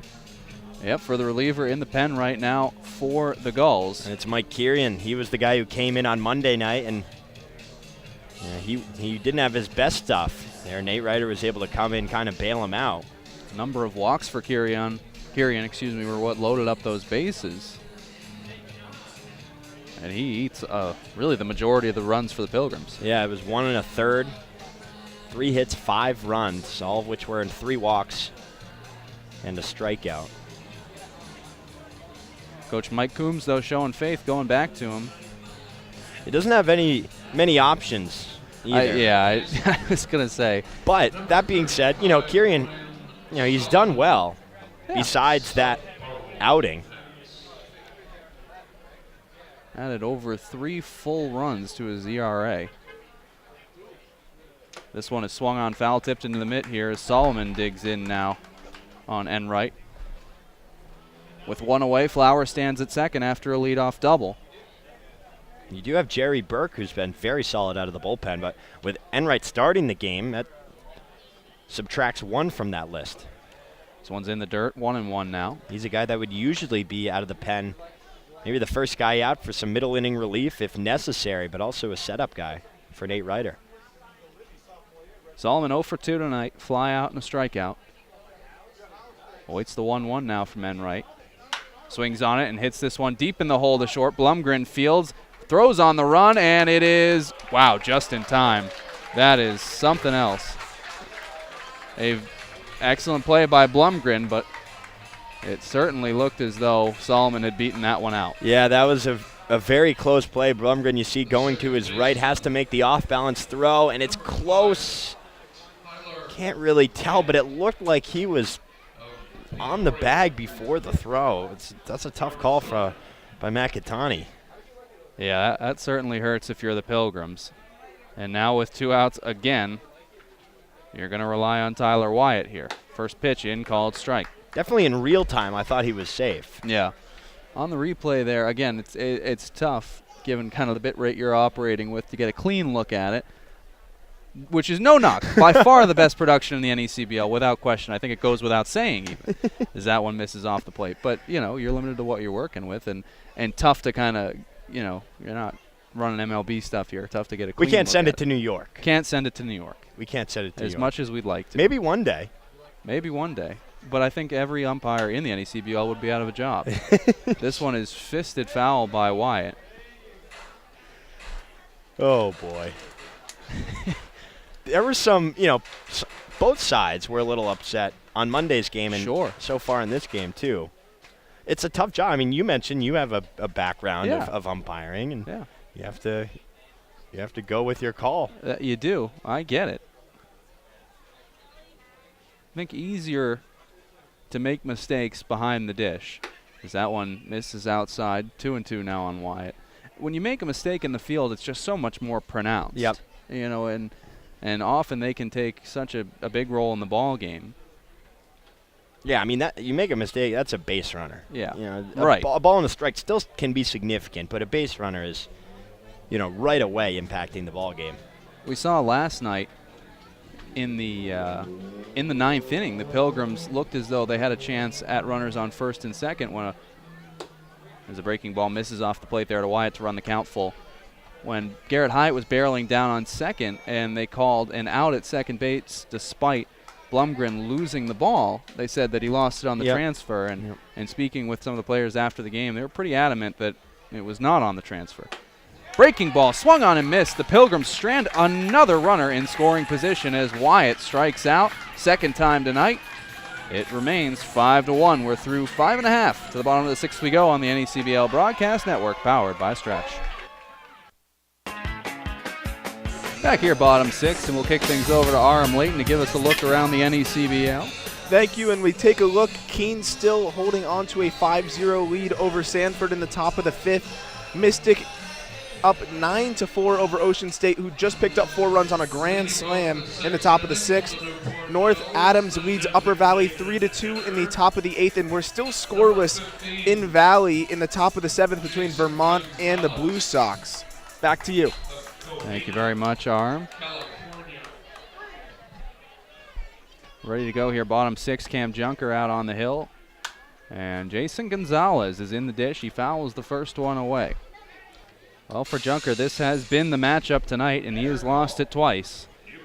As Jason Gonzalez has twice lost a baseball over the 28-foot-high fence here in Newport. 0-1 pitch from Junker. That one's low and misses 1-1. It's been the guys in the 6-hole for both teams that have produced. Flower, home run, double, and a single, and Gonzalez with a couple of long balls of his own. Junker ready now. His 1-1 pitch is going to miss away. Well, Junker came into this inning at 90 pitches. It will presumably be his last. Got that walk number down tonight. Has only surrendered 1 so far. As he comes with the 2-1 now, and Gonzalez fouls it off. It did come back to hurt him. That it did. 2-out RBI double from Hosey. It's so hard to work off leadoff walks. He gave it to Blumgren in the third. And just the second that you think you do, you have Cody Hosey barrel one up and rip it out to center. 2-2 pitch, swung on and missed. So Junker gets one by Gonzalez for the first time tonight, and there's one away. Yeah, nice pitch there. Just, didn't want to put anything in the wheelhouse, so he goes the off speed a little bit low and outside, and Gonzalez chases. 7 strikeouts now for Junker. He's got one away here in the sixth as Dylan Plew will dig in. Plew 1 for 2 tonight. He singled in his last at bat. Apologize for some background noise. The sirens coming screaming through here on America's Cup Ave. First pitch is in, a called strike on Plew. Firehouse directly behind us. That's amazing. This is now my 9th trip down here to Newport. Is that one misses away. And I don't think that I've ever realized that or heard something loud enough to where I'd say, wow, that's, Really? I mean, it's right there. I think I've probably seen it and acknowledged it in the past, but it's never interfered with a broadcast before. That was a loud one for sure. That was. 1-1 pitch. Plew gets under this one, lifts it shallow out to right, but Walsh has got his hands up. He can't see it, and now he's located it as Wyatt was all the way out there, really almost into deep right. And finally, Walsh said, oh, I got it. Makes the catch, and there are 2 away. And it's 8:25 here on the Eastern Seaboard. That is just too funny. It's clockwork. It really is. I mean, that was Zach Hogeson said a lot of great things. He said a lot of great things, but that is just spot on. Spot on. Unbelievable. We saw last night just a routine pop fly drop in at exactly 8:29. And here now as the clock just hits 8:25, just a few minutes before that mark that Hogeson pointed out. First pitch swinging here, and this one's going to clank off the warehouse. It's John Mazza, 0 for 2 tonight. Mazza tried to move Plew along in his last at bat, but just popped out a bunt. A nice sliding play by Cullum on that one as well. Yeah, it was a good play. Certainly got to get the bunt down, but athletic from Cullum. You see it no more than working in this league the way bunting has just become a lost art in the game. The 0-1 is taken just low and outside. And I'll tell you what, that pitch right there, that exact spot, is one that Junker would have loved to have had tonight. If that low and outside corner is a little more open, I think it changes the complexion completely of this outing. as Mazza opens it up for him on a breaking ball that bounces in, swings and misses. It's 1-2. Sanford, a team that laid down 4 sacrifice bunts in the game. Wow. It was 1-0 here at Cardines back on July 11th until they put up 6 runs in the 8th. How about that? How do you 1-2 here as that one misses outside? How do you lay down 4 sacrifice bunts? Did none of them just come to fruition? Because you don't score that many runs in an inning laying down sacrifice bunts. Yeah, I mean, they none of them scored. None of them scored. None of them scored. And that's another testament to Newport's pitching, be able to work out of men on third. 2-2 bounces in from Junker and the count runs full. It's one of those things to me where I get it. You know, it adds versatility to your game to be able to say that you can do it.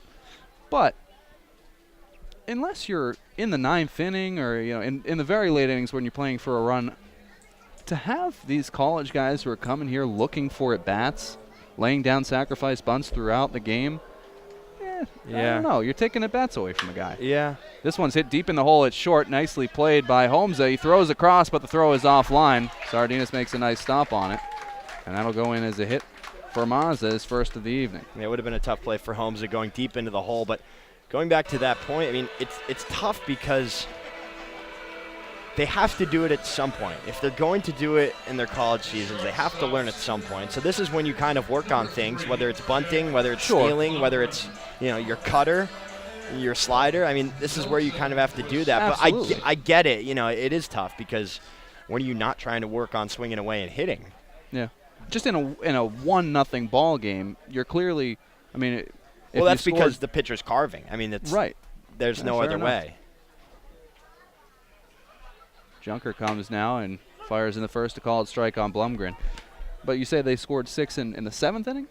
In the 8th inning. In the 8th inning. So that means that 4 out of the previous 7 innings. So the latest you were starting to lay down sacrifice bunts was the 3rd. Yep, that's right. So that's early in a ball game, down just a run to be taking a bat out of a guy's hand. Yes, that is fair. First pitch misses upstairs.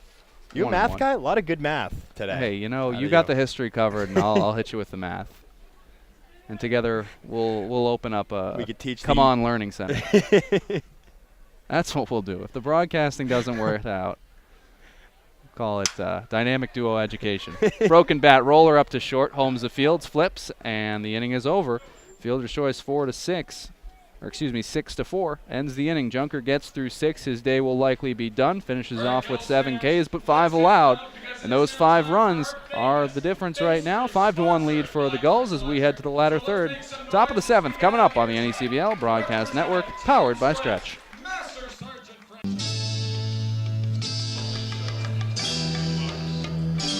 8:30 p.m. Eastern, top of the 7th at Cardines Field in Newport, and the Gulls are out ahead 5-1. I'm going to kick things back over to Dave Peck now, and he's going to take you through the rest of the way. Thank you, Quinn. We have a pitching change here. Nick Enright is out. Michael Kirian is in. 0-1 record, 7.10 earned run average. He's appeared in 8 games so far this year, given up 18 hits, walked 9, struck out 15 in 12 2/3 innings pitched. We mentioned it earlier in the broadcast. His last outing was on Monday in that 10-9 win for the Gulls, but not his best stuff. 1 1/3, 5 runs, 3 hits, 3 walks, and a strikeout. He will face the top of the Pilgrims lineup, Dunham, Helen, and Walsh. Here in the 7th, first pitch curveball misses high. Well, you saw Ryder last night get an opportunity to atone for his mistakes in the very next inning in the 9th. Now Kirian an opportunity here tonight to put together a couple of nice innings here and maybe make up for a rough outing yesterday. 1-0 foul behind home plate, now 1-1. Final stat line for Nick Enright, 6 innings, 9 hits, 1 run, 1 walk, 6 strikeouts. There's a pretty big disparity there between the hits and runs. And you know, until that last hit there in the bottom of the 6th, I mean, we're tied in hits now at this point. Yep. 9 hits apiece, and Newport has just shown you the difference of what 9 hits really should look like on a scoreboard versus what we've got from the Pilgrims. Here's the 1-1. Another breaking ball high and waved over for strike 2. Dunham just chased it. Didn't have a lot of break. You know, if you're going to swing at a fastball up at the chin, that's understandable, but that's just not seeing a pitch right there. Kirian trying to get a quick first out. Here's the 1-2 pitch. Another breaking ball. That one popped up right side. Second baseman Gethings going back into shallow right field, and they'll make the catch for out number 1. Well, he did it again. That was another breaking ball that was way up in the zone and goes after it. And, I mean, it's so hard to get good wood on it. And that's what you see right there. That's what Kirian wants for a nice redemption start. 5-1 here, top of the 7th inning. Newport scored 2 in the second. A little home run from Stevie Mangrum, solo home run from Jason Gonzalez. They added 1 more in the third, and then 2 in the fourth. 2-run shot for Jason Gonzalez. First pitch to Helen is fouled down the first base line, out of play. No errors for either team in this game. No. Newport with 47 coming in, 8th in the league, and Plymouth with 49. Tied for 9th. Pretty even. Pretty even statistically. Matchup. Yeah, it really is. It hadn't played out through the beginning of the matchup, and what could have easily been a 4-0 series lead now looks like it's going to get evened up here tonight and make a lot more sense. 0-1 catches the outside corner for strike 2. Game 1 was 4-0 in favor of the Pilgrims. It was 8-0 for Plymouth in Game 2, and 5-3. A closer win for the Plymouth in game number 3, but then Newport with the 4-3 comeback win in Game 4, 10-9 win on Monday. As the 0-2 is swung on and missed for strike 3. 2 down in the 7th, first strikeout of the ballgame for Kirian. Well, they're just not seeing Kirian at all. I mean, you look at the pitches that have been swung on by the first 2 Pilgrims up here in this inning, more of them have been out of the zone than in. He took a long time there. As you see on the replay, a long pause, and then goes upstairs, and Helen just chased it. So 2 down, nobody on. Here is Cam Walsh, the number 3 hitter for the Pilgrims. Lefty-lefty matchup. First pitch slider in there for strike 1. I got to ask Dave, who is this in the American flag? That is John Perrick. That is a walking electric factory. Oh, yeah. It's just unbelievable.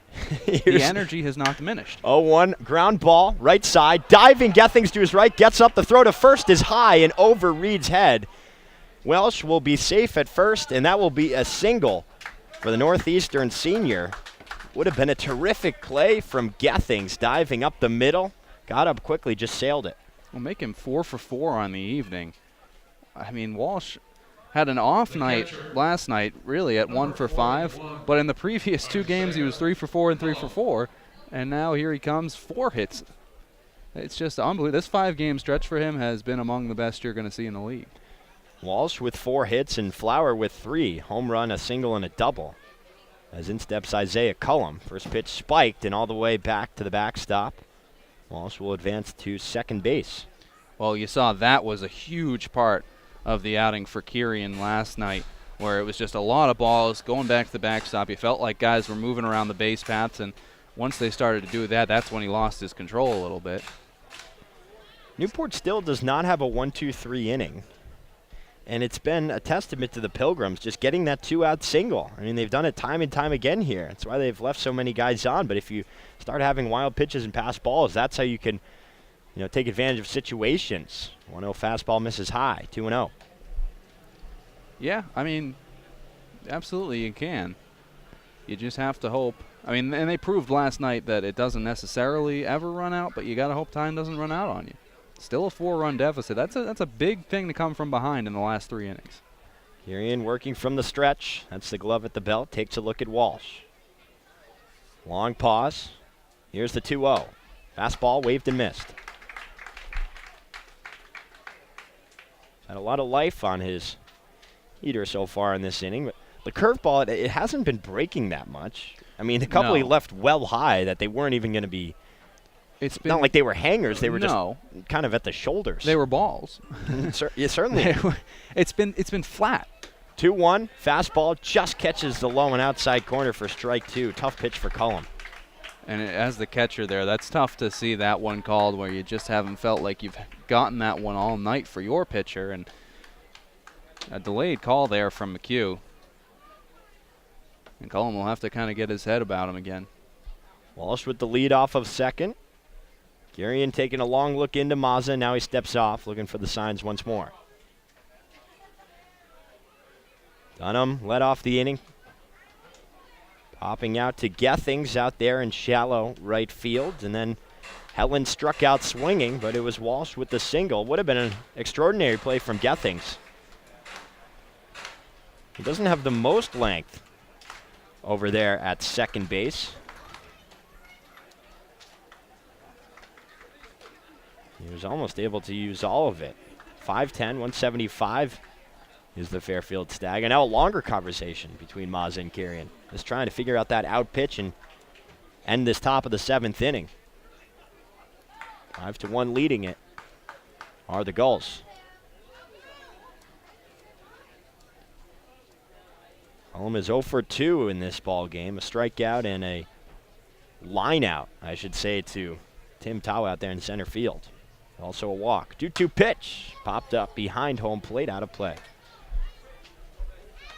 Yeah, John Perrick, Electric Factory. He is the guy. Oh, my God. I mean, when you come down to Cardines Field, anyone who's listening right now, if you haven't been down to the ballpark, there are just, 4 games left, and there are so many things that happen, on the field, and a lot of excitement.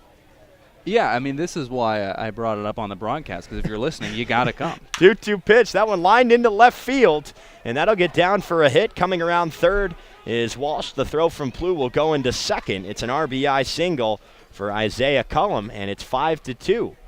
Now Newport on top. Good bit of hitting there by Cullum. He's hit 2 balls, very hard tonight. One of them fell in, one did not, but comes up big there for the Pilgrims, and they finally are able to bring in a runner from scoring position. And now you kind of say, all right, we got that one under the belt. Let's try to string something together here with 2 outs off of a guy we know we can get to. Wild pitch coming into play. Well, certainly wouldn't have been able to score from first on that one. Sardinas digs in, lefty-lefty matchup. First pitch in there for strike 1 at the knees. And a good chance that he's not even making it to third on that. Oh, yeah. Very different looking inning because of that wild pitch from Kirian. All of this coming with 2 outs in the top of the 7th. Sardinas 0 for 3, 0-1 pitch. That slider misses low, 1-1. I've loved the promotion tonight, going with the team stars, team stripes, and all of the different events kind of counting as one big thing. Yeah. He's been fantastic. I have to applaud his efforts. He's done it. Yeah, I mean, that's an awesome suit. It really is. Here's the 1-1, another breaking ball. That one misses low.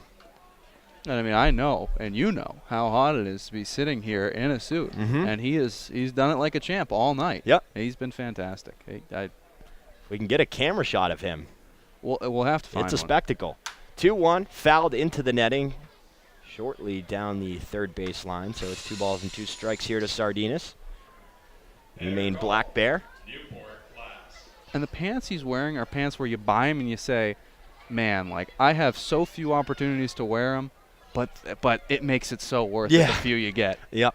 those could be Walmart pants, but I don't think they are, as 2-2 is fouled behind home plate once more. This is Newport. They're Vineyard Vines or Brooks Brothers. That's it. Like, No. Hey, I've got plenty of Vineyard Vines in my closet, too. I don't hold any bones about that. Well, this tie here with the whales on it that I've been wearing, I actually wore it on Monday. Yeah. And I'm just trying I thought it looked Vineyard Vines-esque. I was wearing a Vineyard Vines tie on Monday. It's actually from the 1970s, I think. 5-2. 2 outs here, top of the 7th. Cullum on first. Here's the 2-2 pitch. And breaking ball misses high. Hasn't been able to get that down. It'll be a full count to Sardinas. Well, you don't want to lose him here because the man standing in the on-deck circle is very hot right now. Here's the pitch.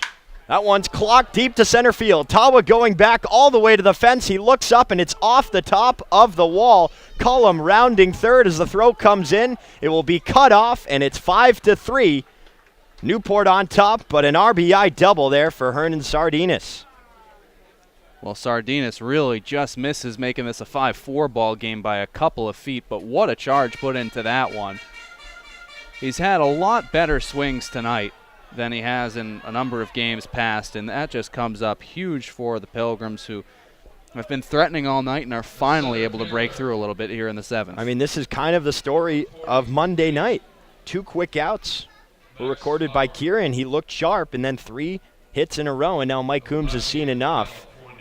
Most likely as he comes out and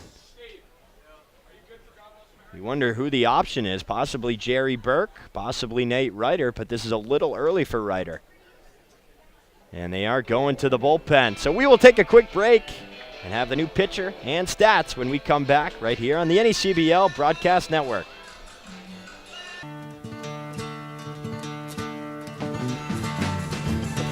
We have a pitching change here in the top of the 7th, and Mike Coombs will go to Jerry Burke, the rising junior at Georgetown University, 6'2", 205, and he's got an 0-2 record so far this season, a 4.94 ERA, but he has been sharp as of late, giving up 25 hits, walked 11, struck out 15 in 23 2/3 innings pitched. He's only given up 1 earned run in his last 6 appearances. Really, the change has been coming out of the bullpen. His last appearance was in that 9-5 loss against Ocean State. He went 3 1/3, gave up just 1 run. It was not earned on 2 hits, 1 walk, and 4 strikeouts. And he's inherited a bit of a situation here. It's 5-3 Newport. Now clinging on to a 2-run lead. There are 2 outs in the inning with Sardinas on second, but the dangerous Max Flower, who's 3 for 3 with a home run, a single, and a double at the plate.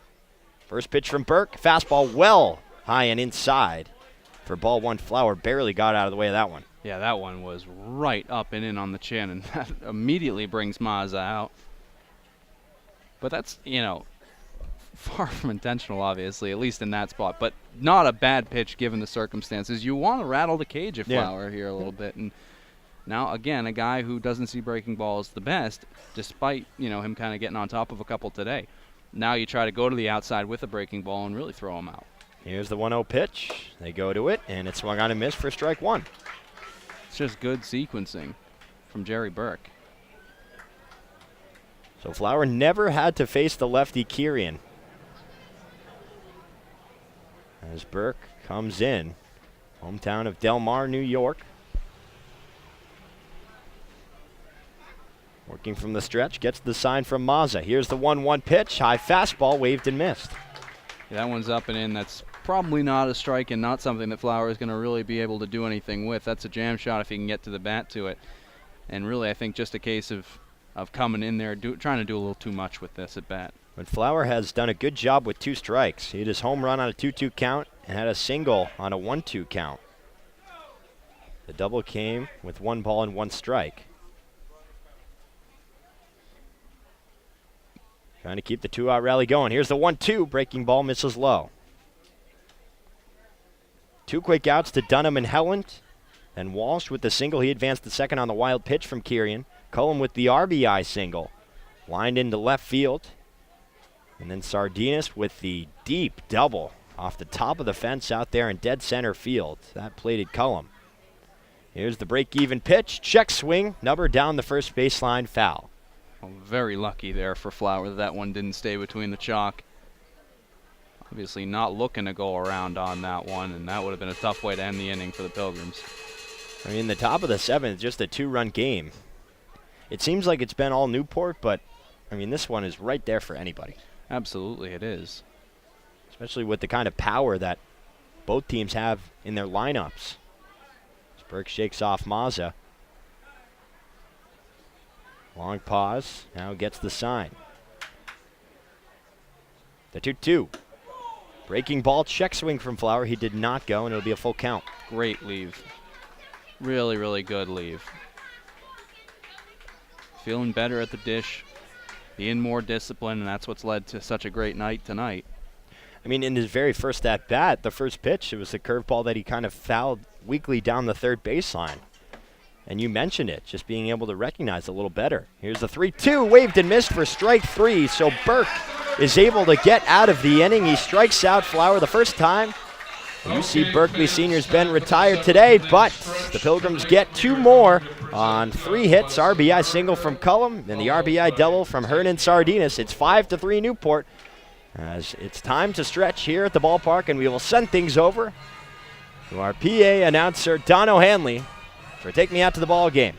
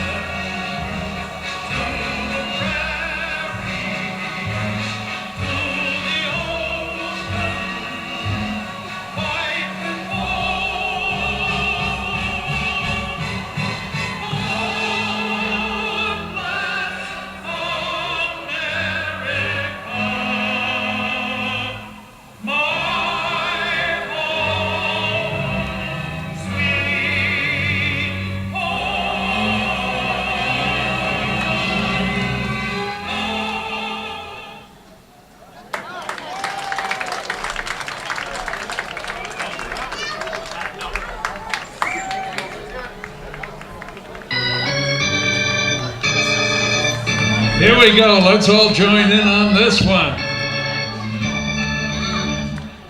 God bless.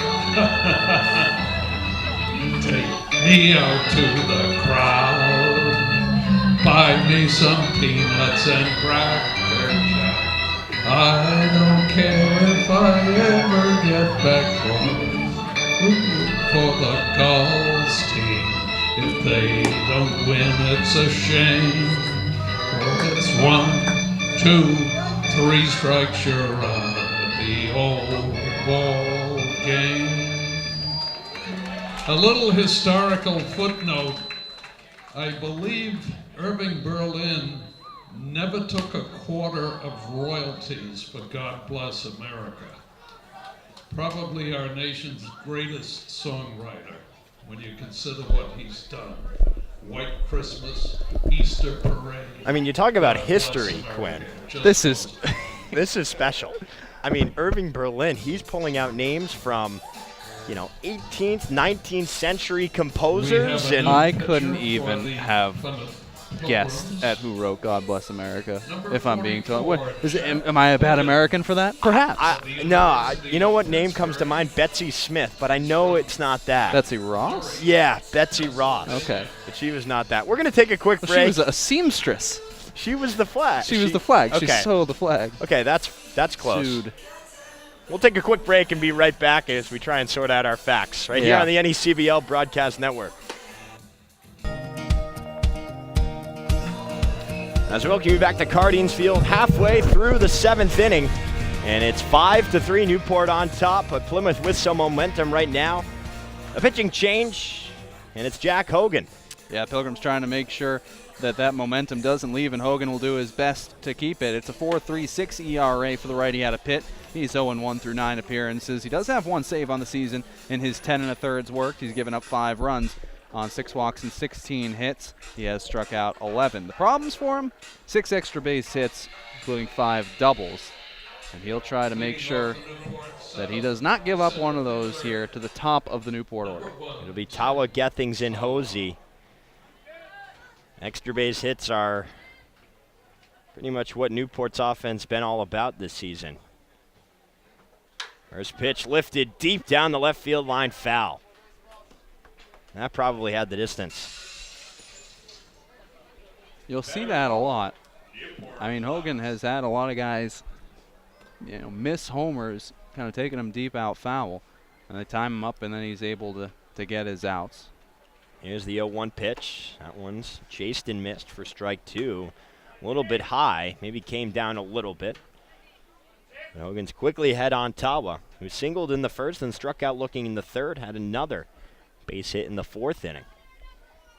Trying to lead things off. Here's the 0-2 pitch. Breaking ball in there for strike 3. Tawa is caught looking for the 2nd time tonight, and there's 1 down in the 7th. 8th strikeout for Pilgrims pitching, and that's a really solid bat from Hogan, who just bounced back. I mean, you said it. Tawa cranked one off him on the first pitch, and he didn't bother him in the slightest. Comes right back at him with 2 straight strikes and gets him. Here's Jack Gethings. Final stat line for Junker: 6 innings, 9 hits, 5 runs, all of which were earned, 1 walk, and 7 strikeouts. This one is lined down the third baseline, foul as it bounces right in front of the bag and to the left. 0-1. That one off the bat looked like it was going to get by him. It came off with a lot of pace, and then kind of midway through, maybe he's going to catch it, and it just died. A lot of backspin on that. Yeah, a lot of English or something. Was it backspin? Yeah. We'll go with back. Yeah, that's fine. No. 0-1 pitch, curveball. That one's outside, 1-1. So, did you just drop some tennis terminology on me? Yeah. You did? Okay, I thought you did. Yeah. Not wearing the tennis tie, but, Dell Technologies International Tennis Hall of Fame Championships happening here in Newport. It's a mouthful, isn't it? It is. 1-1 pitch. That one's popped up right side of the infield. Plenty of English on that. Second baseman Wyatt settling under it. He's able to corral it for out number 2. 2 quick outs here for Jack Hogan. Trying to get his offense back to the plate. He scored 2 runs in the top of the 7th, all coming with 2 outs. Enough to get past Cody Hosey, the 3-hitter of the Gulls. Leads the team in hits. First pitch off speed, catches the outside corner for strike one. So you mentioned to me on Monday that you have a one-handed backhand. Yes. So, which to me immediately says, prolific tennis player over here. Well, if you don't have a one hand, then you're not paying attention to the sport. On another breaking ball, that one's just on the outside corner as well. No balls and 2 strikes. I always say, the best player in the world has a one-handed backhand, so why would you not? Why would you not? You're an amateur player who's not really strong enough. 0-2 pitch. Another breaking ball in there for strike 3. Hosey knew it. And the Gulls go down 1-2-3. 2 strikeouts in the inning for Jack Hogan. It's 5-3 as we head to the 8th right here at Cardines Field on the NECBL Broadcast Network. We'll head to the 8th here. 5-3, Gulls on top. It'll be Holmes, Solomon, and Wyatt, 7, 8, and 9 part of the Pilgrims lineup to face Jerry Burke for the first time. Burke came in and was able to get out of the inning, striking out Flower. Bounce into first pitch curveball for strike 1 to Holmesa. McKirian just struggled. I mean, he got 2 quick outs, and then all of a sudden Plymouth just tuned in. And 1 pitch. That fastball misses outside. Holmesa, he has a single on the evening. That came in the 4th. Popped out to Blumgren at short and then grounded out to Blumgren at short. Burke working from the windup. Here's the pitch. Inside out swing. Line softly down the left field line into foul territory, and it'll get down for strike 2. Well, it was his big double in the 8th inning yesterday that you felt like really spurred on the rally for the Pilgrims. At least got it going. 3 runs on 12 hits, no errors for Plymouth. 5 runs on 9 hits, no errors for the Gulls. Home runs, home runs, home runs. That's been Newport's offense. 1-2, waved and missed for strike 3. Second strikeout for Jerry Burke. There's 1 down in the 8th.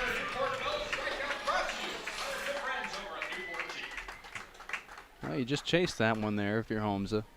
Too far upstairs to be going around on, and after a really good take at the 0-1, that one an ill-advised swing. A big first out, but Plymouth has proved they don't necessarily care. Here comes Ryan Solomon. Righty takes the first pitch curveball on the inside corner for strike 1. Tough day of the dish for Solomon so far. He's 0 for 3 with a strikeout, grounded out to Blumgren, and he's also flown out to Tawin center. 0-1, chased the fastball high for strike 2. He's just out in front, it looks like. He's antsy. I mean, he wasn't timing up that pitch at all. No, he's been pressing a little bit of late. Remember, he had 2 home runs against the Gulls at Forges Field. That one misses low for ball 1. Curveball in the dirt, stopped by Mazza. 5-3, though, your score here in the top of the 8th inning. Just past the 9 o'clock hour. Nobody on, 1 down. Here's the 1-2 from Burke. Breaking ball, inside out swing, foul down the right field line, out of play. Dave Peck alongside Quinn Kelly for the final time. Plymouth leading the matchup 3-2. The Pilgrims first place in the NECBL Southern Division, 19-14. 1-2 once more. That one is waved and missed for strike 3. Back-to-back strikeouts, and there are 2 down in the 8th. And Burke took a little tumble there. It didn't really matter. No, it certainly didn't. Third strikeout for Burke. Breaking ball just it's by Solomon again. That low and away has been open for him, and now it's up to Wyatt here to try to prevent the first 1-2-3 inning for the Pilgrims. Wyatt struck out looking in the 3rd, had a single in the 4th, and then struck out swinging his last time up in inning number 6. Newport had the first 2 guys out in the 7th, couldn't get anything done before the Pilgrims scored a couple of runs. First pitch runs inside to Wyatt, 1-0. But that was the heart of the lineup. 1-0, nice pitch from Burke, catches the inside corner to even things up at 1-1. This is the inning where Plymouth had 6 runs on Monday. That one is hit on the ground left side, gloved by Hosey, but it'll be just foul, and it'll be 1-2. It looked like it was right over the bag. Yeah, interesting. I mean, it's tough. We're a little bit to the left. Yeah. To the right. But definitely a close play. Here's the 1-2 pitch. Breaking ball. This one hit on the ground up the middle. Blumgren moving to his left. Gloves it. The throw on the run to first is in time. Nice scoop from Reed. And Newport has its first 1-2-3 inning of the game. It comes in the top of the 8th. Jerry Burke continuing to impress here in Newport. Will head to the home half of the inning. 5-3 Gulls on top right here on the NECBL Broadcast Network. 5-3 your score as we welcome you back to Cardines Field, bottom of the 8th inning. Jack Hogan back out on the hill. He had a 1-2-3 frame in the bottom of the 7th. He got Tawa and Hosey both the strikeout looking. And he got Gethings to pop out to Wyatt at second. Here in the 8th, he will face Mangrum, Reed, and Gonzalez, 4, 5, and 6 part of this lineup, and they've given this Plymouth staff some trouble so far in this game. 3 home runs between the 3 of them. First pitch to Mangrum, misses well high for ball 1. Mangrum had the solo home run, the first run of the ball game, back in the bottom of the 2nd, and he flew out to Walsh and right and struck out swinging his last time up. And with 10 home runs on the year. 1-0, hit hard left side, and that'll get just to the right of Holmes and roll into left field. A leadoff single for Stevie Mangrum, second hit of the ball game. Well, if you're Hogan, I mean, you got to work around this now, obviously, but you need a quick inning. The Pilgrims really kind of had all the wind taken out of their sails after a really nice inning from Jerry Burke in the 8th.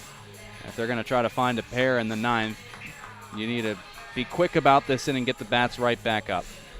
He'll have to face Dalton Reed. Reed 1 for 3 with a double. He came around to score on that Jason Gonzalez 2-run home run. First pitch swings over the changeup for strike 1.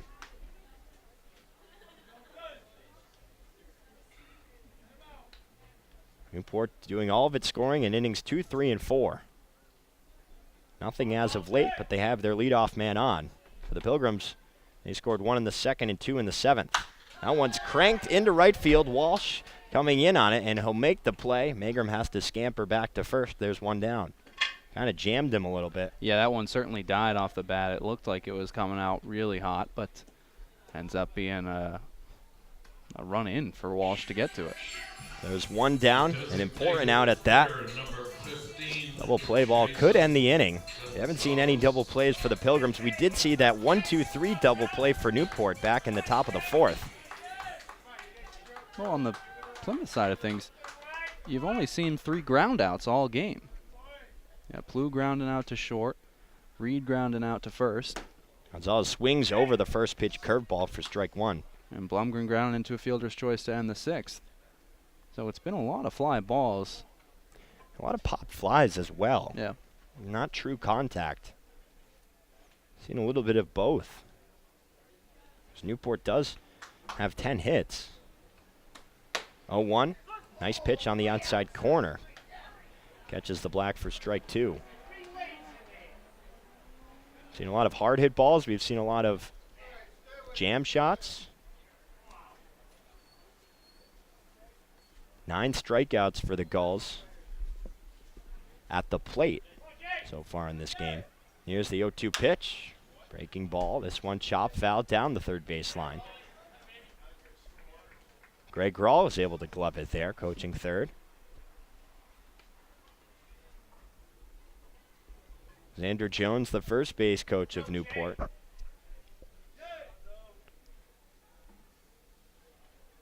It's Sardinas holding on, Mangrum at first. Hogan working from the stretch. Here's the 0-2 pitch. Misses low. 1-2. 5-3, Newport with the advantage here in the bottom of the 8th inning.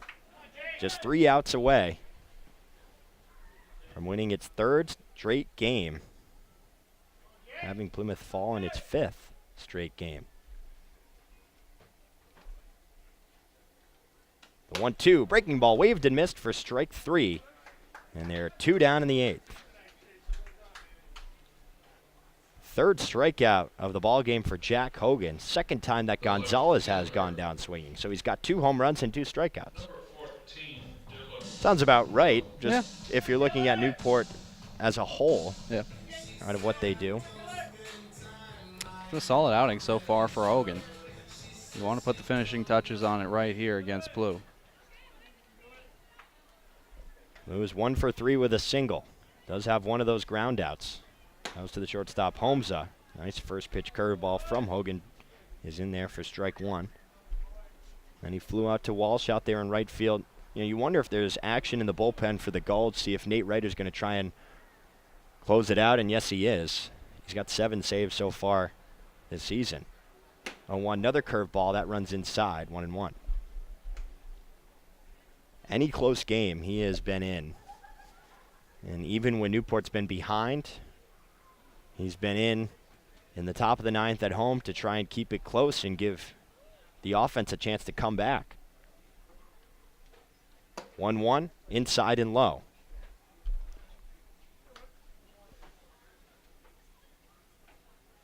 Newport would certainly like a little bit of insurance here.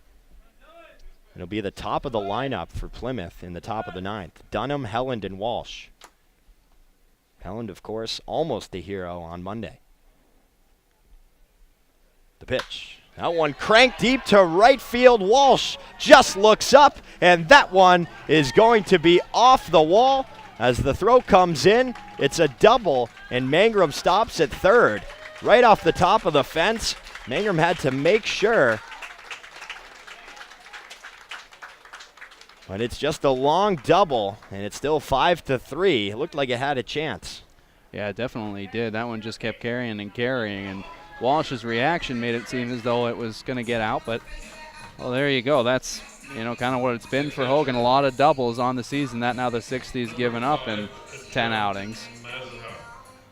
He had to wait for it. There was a delay coming off the fence. It's so high. It bounces, maybe bounces up, and then comes down. Mangrum with 2 outs. Couldn't score from first. But now runners on second and third for John Mazza. First pitch curveball in the dirt, blocked by Cullum. It's 1-0. Well, you've let the situation kind of tighten up on yourself here if you're Hogan, but you still got to find a way now to get out of it. Mazza is 1 for 4 and runners in scoring position, 2 outs. 1-0 pitch, outside, ball 2. He has 1 RBI. Newport has a 2-run lead. Bottom of the 8th inning. Mangrum led it off with a single. Reed lined out to Walsh in right field. Gonzalez struck out, then Plew with the deep double off the top of the right field fence.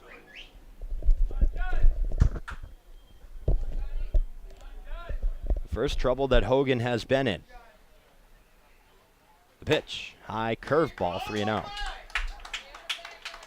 Well, you certainly have the open base, but with Blumgren coming up, not having his best night at the dish, but you don't want to give him an extra opportunity to do some damage. And he did have the go-ahead RBI single on Monday in the bottom of the 8th. 3-0 fastball, taking all the way. It's in there for strike 1. As a team, runners in scoring position, 2 outs. Newport 222. 4 home runs, 47 RBI.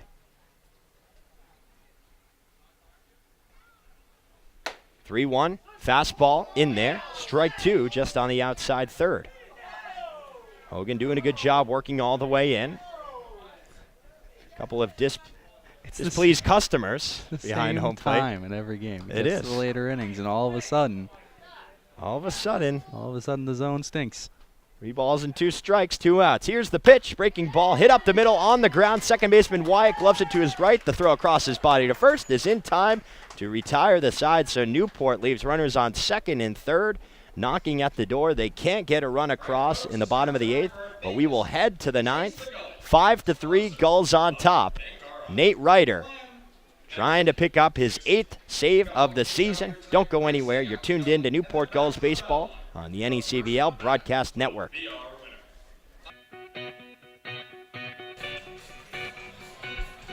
We head to the 9th inning. Newport trying to hold on to a 5-3 lead. And they will bring out Nate Reiter to try and close out this game. Reiter 2-0, 3.00 ERA in 16 games. He's given up 13 hits, walked 8, struck out 20 in 18 innings pitched. But we've mentioned it, he leads the NECBL with 7 saves, and he was the one who picked up the win on Monday night against the Pilgrims. He went 1 2/3, gave up 2 runs, 2 hits, one of which was the grand slam to Riley Helland. He also walked 3, but he was able to refocus after a rocky top of the 8th inning, coming in for Mike Kirian, and really show his mental toughness. And as I welcome in Newport Gulls field reporter Aram Lee, and Aram, you had a great opportunity to talk with Nate before this game, and what's got to be going through his mind right now. It's a little bit more comfortable, but still. I think he should actually have a lot of confidence after bouncing back from one of his tougher outings he's had all year, giving up that grand slam, something we haven't seen him do. Now it's not a 2-inning save. He only has to get 3 outs here. He said he's been working on that changeup, a pitch that usually he leans on. He's been struggling with it a little bit recently, so hopefully it'll work for him better here, and he says it's been working better in the bullpen, so we'll see. He will face off against Dunham, Helland, and Walsh. 1, 2, 3 part of the Pilgrims lineup, so Helland will face Ryder. Guaranteed in the top of the 9th. Newport 15-17, 5th in the NECBL South, 3.5 games back of the Pilgrims, 2.5 back of the Schooners. Trying to make a late playoff push. From the set, here's the first pitch. Fastball high, ball 1. Tough at bat for Dunham in his last plate appearance. Chased a couple of high pitches, including the one he flew out to second on. Going to have to be more disciplined here. He's got to start off the inning well for the Pilgrims. He's 0 for 4, grounded into that 1-2-3 double play. 1-0, swung on and missed for strike 1. That came with the bases loaded in the top of the 4th inning. With back-to-back innings where they stranded the bases loaded. Just down 2 here. 1-1, fouled into the netting behind home plate. 1 ball and 2 strikes. It would be a big first out for Ryder. Just to make sure that he is in control of this inning. But Dunham trying to give it his best shot. From the stretch, here's the 1-2. Breaking ball in there for strike 3. Caught him on the inside black. There's 1 down as Dunham goes down looking in the 9th. Can't have that. I mean, you can't look at strike 3 chasing 2 runs in the 9th. Tough day at the dish for him, and that kind of just puts an exclamation point on the end of it. He started with a swinging strikeout to begin the game in the top of the 1st. He ended with a strikeout looking. But here comes Riley Helland. Righty-lefty matchup. He put a grand slam over the right center field fence on Monday. And he takes a first pitch high for ball 1. Helland 1 for 4. He has a single. He was stranded on 3rd. Struck out swinging his last time up. Trying to get something started with 1 out. Ryder shakes off Mazza. Now sets the glove at the belt. 1-0 pitch. Fastball. Catches the outer 3rd. 1 ball and 1 strike. Ryder, a guy who led the Northeast Conference in saves this past spring with the Bryant Bulldogs with 8. Trying to pick up his 8th NECBL save this summer.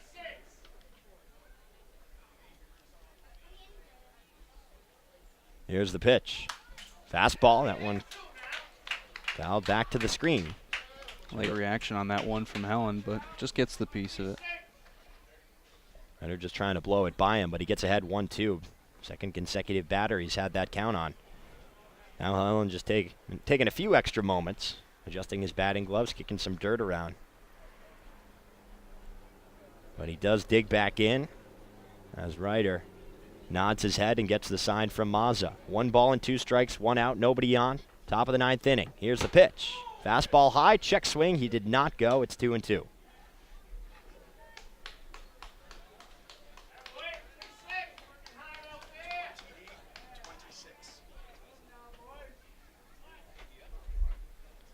Final attendance here at Cardines Field, 2,826 on Raytheon Military Appreciation Night. Electricity in the ballpark the entire evening. Here's the 2-2 breaking ball fouled into the netting down the 3rd base line. We'll do it again.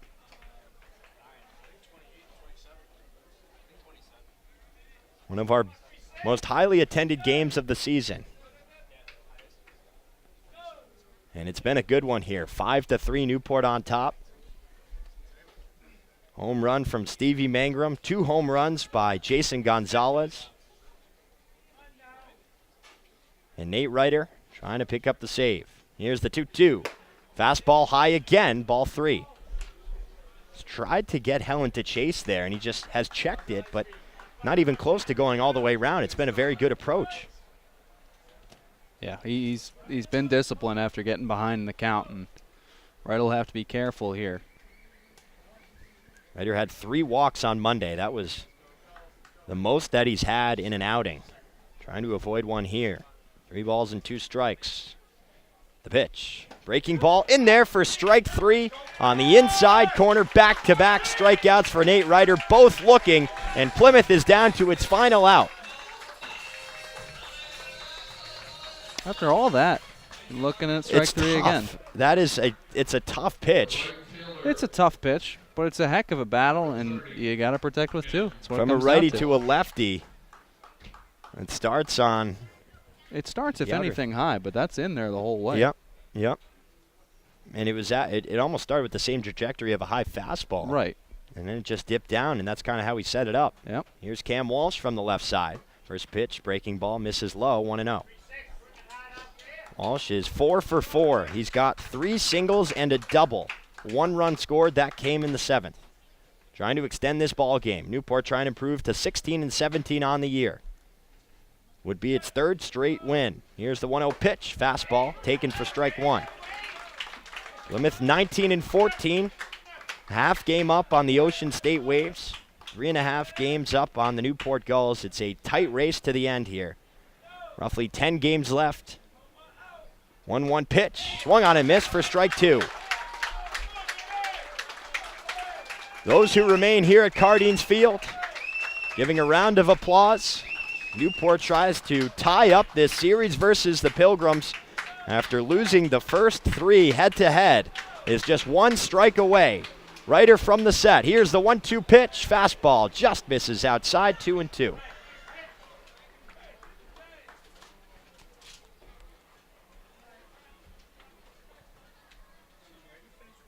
We'll do it at least one more time. Another good at-bat from a Pilgrim. But the first 2 went down looking on inside pitches. The 2-2 to Walsh. That one's fouled straight back. Nice fight.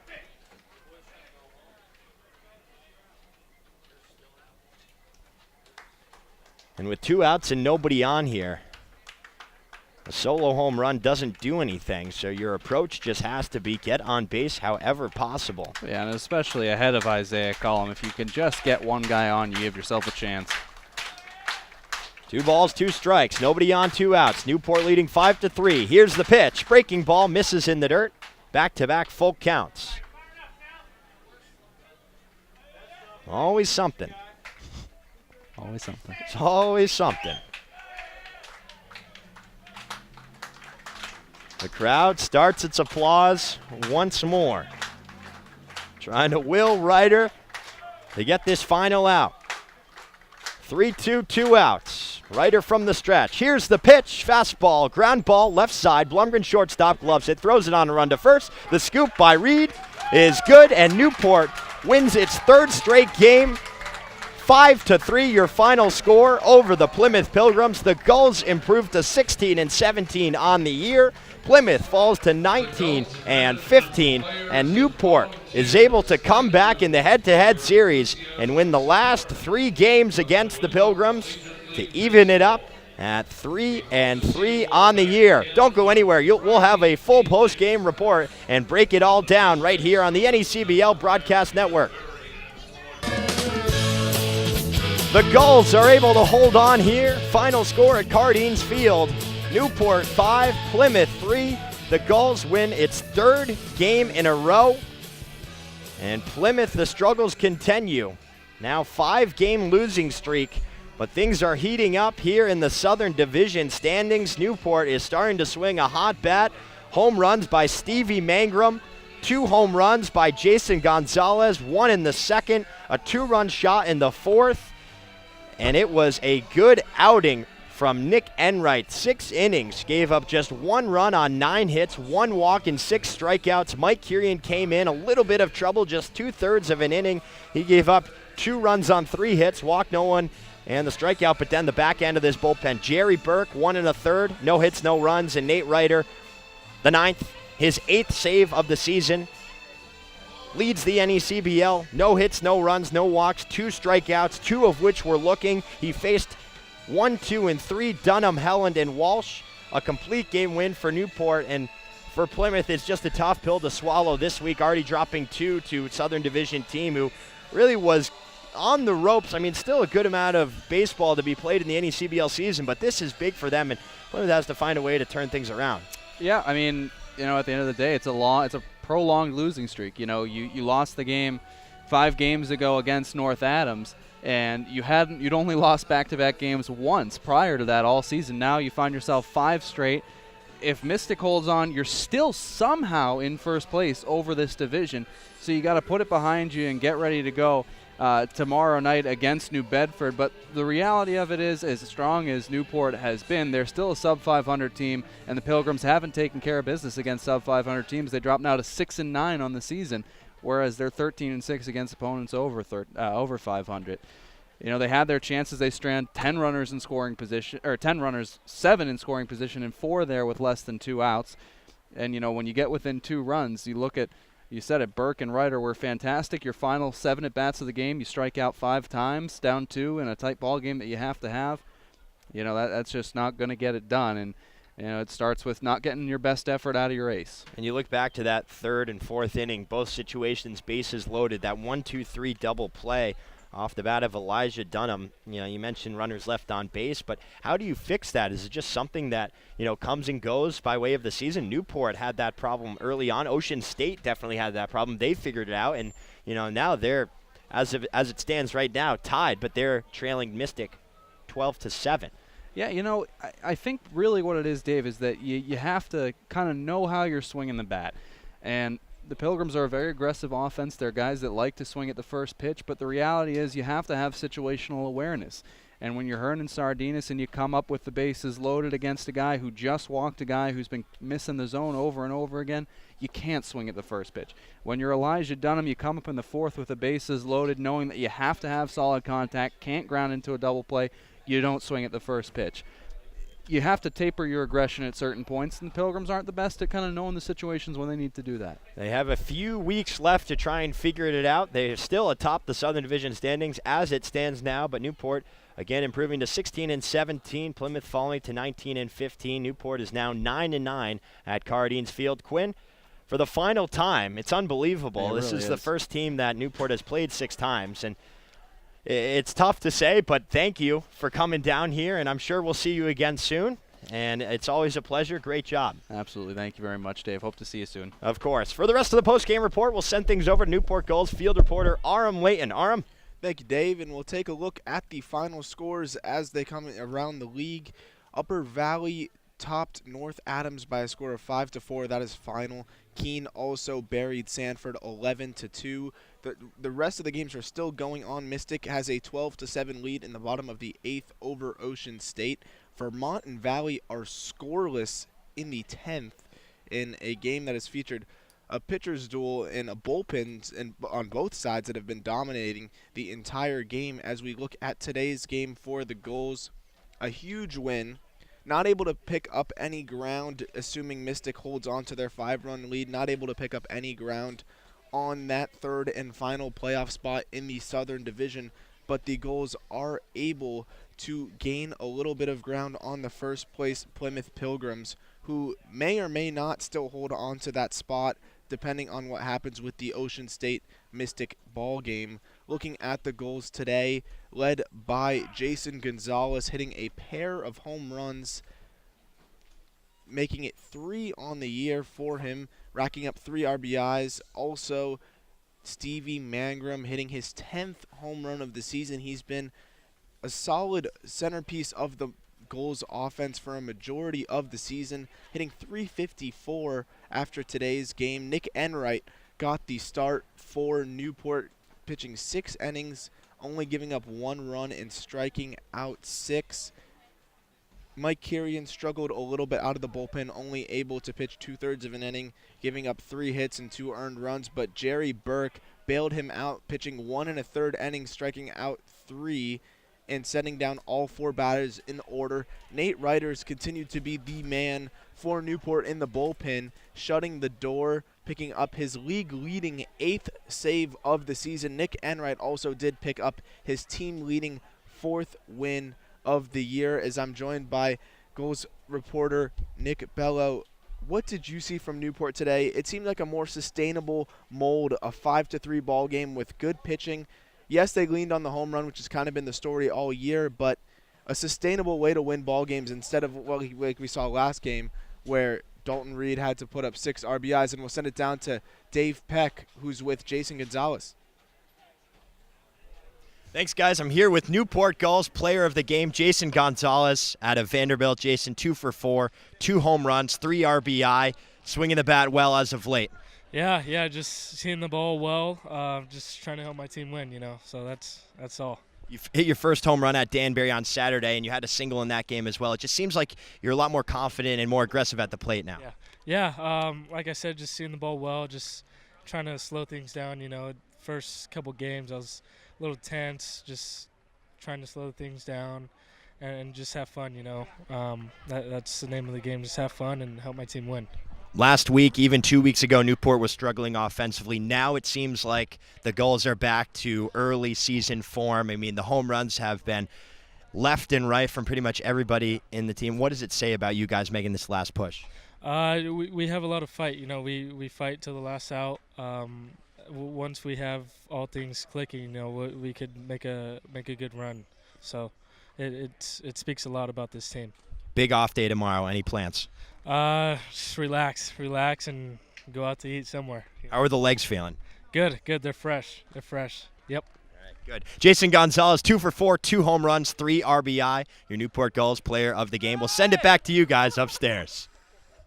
As we see, Jason Gonzalez almost got the Gatorade cooler, but they bluffed him there. That was Dylan Plew and Tim Tawa over there. But Jason Gonzalez was pressing a little bit in the beginning of the year, like he said, striking out at a pretty high volume. Now he's hit 3 home runs in his last few games. What have you seen from Jason Gonzalez, and what's been the difference from where we saw him in the beginning with the Gulls? He's just playing with a lot more confidence so far. It's really great to see that he has a lot more confidence in his game. It's a tough transition, but I think Dave's ready for this. Let's send it down to Dave.